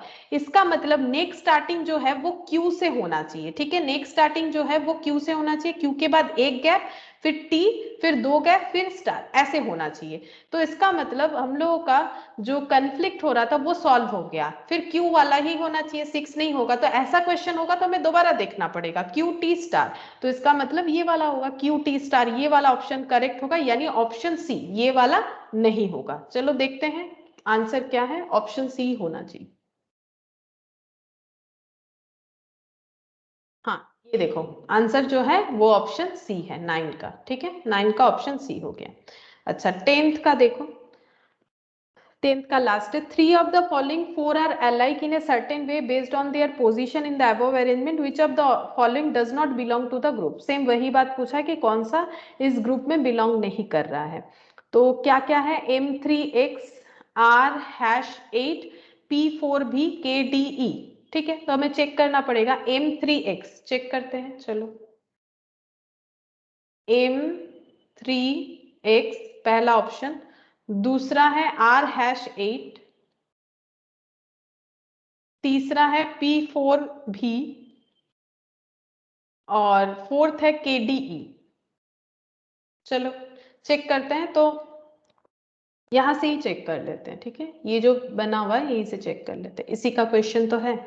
अच्छा M3X, तो M3X में क्या है, M3 फिर X, मतलब ये लास्ट वाला, तो पहला दो और एकदम लास्ट का लिया हुआ है, पहला दो और एकदम लास्ट का, M3 पहला दो और लास्ट का। चलो देखते हैं फिर दूसरा कैसे बना हुआ है, R#8, तो R मतलब जस्ट उसके बाद वाला दो, R# और 8, 8 मतलब ये x के आगे एक गैप देके 8, x के आगे एक गैप देके 8, ऐसे बना हुआ है, ठीक है, तो हमें सीक्वेंस देखना है सिर्फ, ठीक है।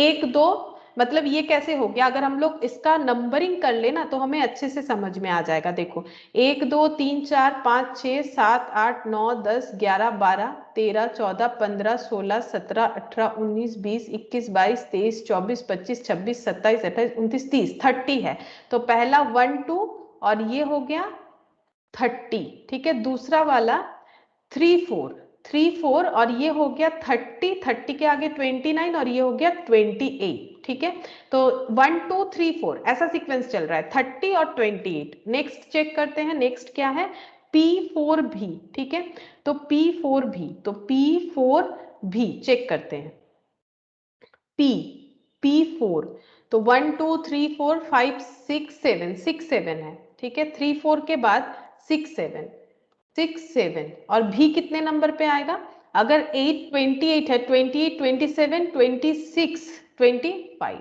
ये 25 नंबर पे आ गया। अच्छा डी का चेक करते हैं, KDE, डी पे चेक करते हैं KDE। अच्छा KDE, तो KD, तो 1 2 3 4 5 6 7 8 9 10 11, 10 11 और E का मतलब ये वाला आ गया, तो ये X जो है 30 बैक में जाते हैं, 29 28 27 26 25 24 23 22 21, ठीक है, ये 21 हो गया। अब देखना पड़ेगा किस में मिसमैच हो रहा है, ठीक है, किस में मिसमैच हो रहा है, चेक करते हैं। 1 2 के साथ 30 लिया गया, पहला दो फिर 30, तो पहला सीक्वेंस कैसा है, लगातार होना चाहिए, तो 1 2 इसमें 3 4 इसमें 6 7 इसमें 10 11, तो मुझे नहीं लगता है कि पहले दो से हमें कुछ समझ में आएगा। हम लोग बैक का चेक करते हैं, जब 1 2 लिया हम लोगों ने तब ये 30 पोजीशन लिया, जैसे ही हम लोगों ने 3 4 चूज किया तो पीछे से हम लोगों ने 28 को लिया है, 28th नंबर, 28th नंबर मतलब 8, ठीक है, ये वाला चूज किया। अच्छा और जब 6 7 लिया तो 25, तो पहले एक गैप फिर 25 मतलब भी, फिर देखो दो गैप, तो पीछे से जब हम लोग ले रहे हैं, सामने से क्या हो रहा है, सामने से लगातार हो रहा है, तो सामने से 1 2 फिर ये 3 4, ठीक है, फिर 3 4 फिर यहाँ पर 6 7, ये 6 7 एक गैप के बाद 6 7 फिर 6 7 8 9 10 11 फिर दो गैप हो गया, तो पहले में कोई गैप नहीं है, ये चीज को समझो, पहले जब दो पेयर ले रहे हैं no gap, then 1 gap then 2 gap, ठीक है, देन 2 गैप, इस तरह से हुआ। और अगर हम लोग बैक साइड से देखते हैं तो पहले 1 गैप फिर 2 गैप, ठीक है, तो भी के बाद हमारा क्या होना चाहिए, फिर इसका मतलब गैप इंक्रीज हो रहा है, तो 1 गैप 2 गैप, उसके बाद हमारा 3 गैप होना चाहिए, तो 3 गैप में क्या आएगा, 3 गैप में हमारा होना चाहिए ई, ई होना चाहिए, ई तो है, अच्छा 1 गैप 2 गैप और ये हो गया मेरा 3 गैप। अच्छा पहले x के बाद एक गैप 8, फिर 2 गैप भी, फिर यहाँ पर 1 2 3 तीन गैप में q आना चाहिए है ना। एक गैप, यहाँ पर एक और 2 गैप, फिर यहाँ से 1 2 और 3 गैप होना चाहिए, तब तो ठीक ही है। मुझे नहीं लगता है कि इसमें, ये तो ठीक ही है, के डी ई तो ठीक है। चलो एक बार देखते हैं इनका एक्सप्लेनेशन क्या है। इनके एक्सप्लेनेशन के हिसाब से है कि it should be Q in place of E. अच्छा Q in place of E होना चाहिए। देखते हैं इन्होंने कैसे एक्सप्लेन किया है। एम थ्री और इधर x लिया गया है, उन्होंने ये वाला नीचे भी लिखा है, तो m3x r#8 r# और 8। अच्छा जब ये दोनों में कोई गैप नहीं है तो यहाँ पर एक गैप, ठीक है। फिर 6 7 मतलब P4 जब ले रहे हैं तो लास्ट में हम लोग भी ले रहे हैं, ठीक है। तो फिर इधर एक गैप है तो इधर 2 गैप हो रहा है, ठीक है। और के डी ई, तो के डी तो इधर 2 गैप है तो इधर 3 गैप होना चाहिए, तो 3 गैप होने से तो ई आएगा। अगर इधर 2 गैप में it should be Q in place of E. अच्छा ये थोड़ा सा मुझे डाउट लग रहा है कि शायद आंसर गलत है मेरे हिसाब से, तो मुझे तो नहीं लग रहा है, मुझे तो चारों ही सही लग रहा है, ठीक है। मुझे तो चारों ही सही लग रहा है। x बोल रहे 3 of the following 4 are alike in a certain way based on their position in the above, which of the following does not belong to the group. कोई एक है जो कि ग्रुप में बिलोंग नहीं करेगा, और इनके हिसाब से आंसर है ऑप्शन डी। ये जो पीडीएफ है इसके हिसाब से है के डी ई, ये वाला आंसर है। एक्सप्लेनेशन ये है कि क्यू होना चाहिए इन प्लेस ऑफ ई, मतलब के डी क्यू होना चाहिए, तब जाके सीरीज मेंटेन होगा। अगर के डी क्यू होता है तो 10 11 और क्यू का मतलब कितना नंबर हो जाएगा, क्यू का मतलब हो जाएगा ये 25 नंबर। अगर भी है 25 24 23 22, ये 22 नंबर हो गया, ये 22 नंबर हो जा रहा है। फिलहाल तो मुझे इसमें कोई मिसमैच नहीं दिख रहा है, ठीक है। तुम लोग एक बार देखना इसे, क्वेश्चन नंबर 10 को हम मार्क कर देते हैं। अगर कुछ इसमें गलत है तो उसे चेक करना पड़ेगा, मुझे अभी ध्यान नहीं आ रहा है, हो सकता है कुछ गलत है इसमें, क्योंकि इसमें मुझे कुछ मिसमैच दिखा ही नहीं, सारा तो सेम ही दिख रहा है। कुछ सीक्वेंस भी अच्छे से नहीं समझ में आ रहा है इसमें। एक बार हम देखेंगे कि क्या होगा आंसर। तो तुम लोग एक काम कर सकते हो, आज तो मैंने जो लॉजिकल रीजनिंग में ब्लड रिलेशन वो तो मैंने कंप्लीट किया, इसके आगे भी हम लोगों ने किया था, ये इसमें ये पीडीएफ शेयर कर देंगे, तो तुम लोग यहाँ से आंसर कर सकते हो अल्फा न्यूमेरिक सीक्वेंस टेस्ट का। बट आंसर मत देखना, जैसे मैंने सिखाया वैसे करना है। और यहाँ पर एक चीज बता देते हैं, यहाँ ना एक सिंबल है ऐसे करके, ये थोड़ा सा जो मैंने जहां से क्वेश्चन लिया है ना उस बुक थोड़ा मोटा सा है, इसी वजह से सही से यहाँ पर फोटो नहीं आ रहा है। लेकिन हम बता देते हैं, ये इसके बाद ऐसे इक्वल देके फिर बीटा फिर एफ फिर 2, बाकी सब समझ में आ रहा है, इसमें प्रॉब्लम नहीं होगा। बट इसको मत छोड़ दो, ये देखो ये हल्का सा आया है, तो इसको मत छोड़ दो, नहीं तो आंसर नहीं कर पाओगे। तो ये मैंने सीक्वेंस बता दिया, कॉपी में नोट डाउन करो। इसके बाद बाकी तो तुम लोग को देख के ही समझ में आएगा अप टू ये वाले सिंबल तक, ठीक है। तो ये जो क्वेश्चन है ये तुम लोग सॉल्व करके देख सकते हो यहाँ से। ये कितना तक है हम बता देते हैं, पीडीएफ शेयर कर देते हैं अभी तुम लोगों को, यहाँ से लेके ये देखो एनालॉजी के पहले तक। इस पीडीएफ में एनालॉजी भी है, लेकिन क्वेश्चन 9, यहाँ पर 9 तक क्वेश्चन है जो तुम लोग प्रैक्टिस के लिए करके देख सकते हो। अल्फा न्यूमेरिक सीक्वेंस टेस्ट जो आज हम लोगों ने सीखा नया, और ये 10th नंबर क्वेश्चन तुम लोग एक बार एनालिसिस करके देखना कि इसमें क्या मिसमैच हो रहा है, ठीक है। मेरे से कुछ तो एक छूट रहा है, या फिर हो सकता है कि क्वेश्चन में कुछ गड़बड़ हो, हम चेक करके नेक्स्ट दिन बताएंगे कि ये क्वेश्चन में गड़बड़ है या फिर मेरे से कुछ छूटा है। तुम लोग भी इसको चेक करना, ठीक है। फिर आज हम लोग इतना ही करते हैं, लेकिन तुम लोग प्रैक्टिस करना।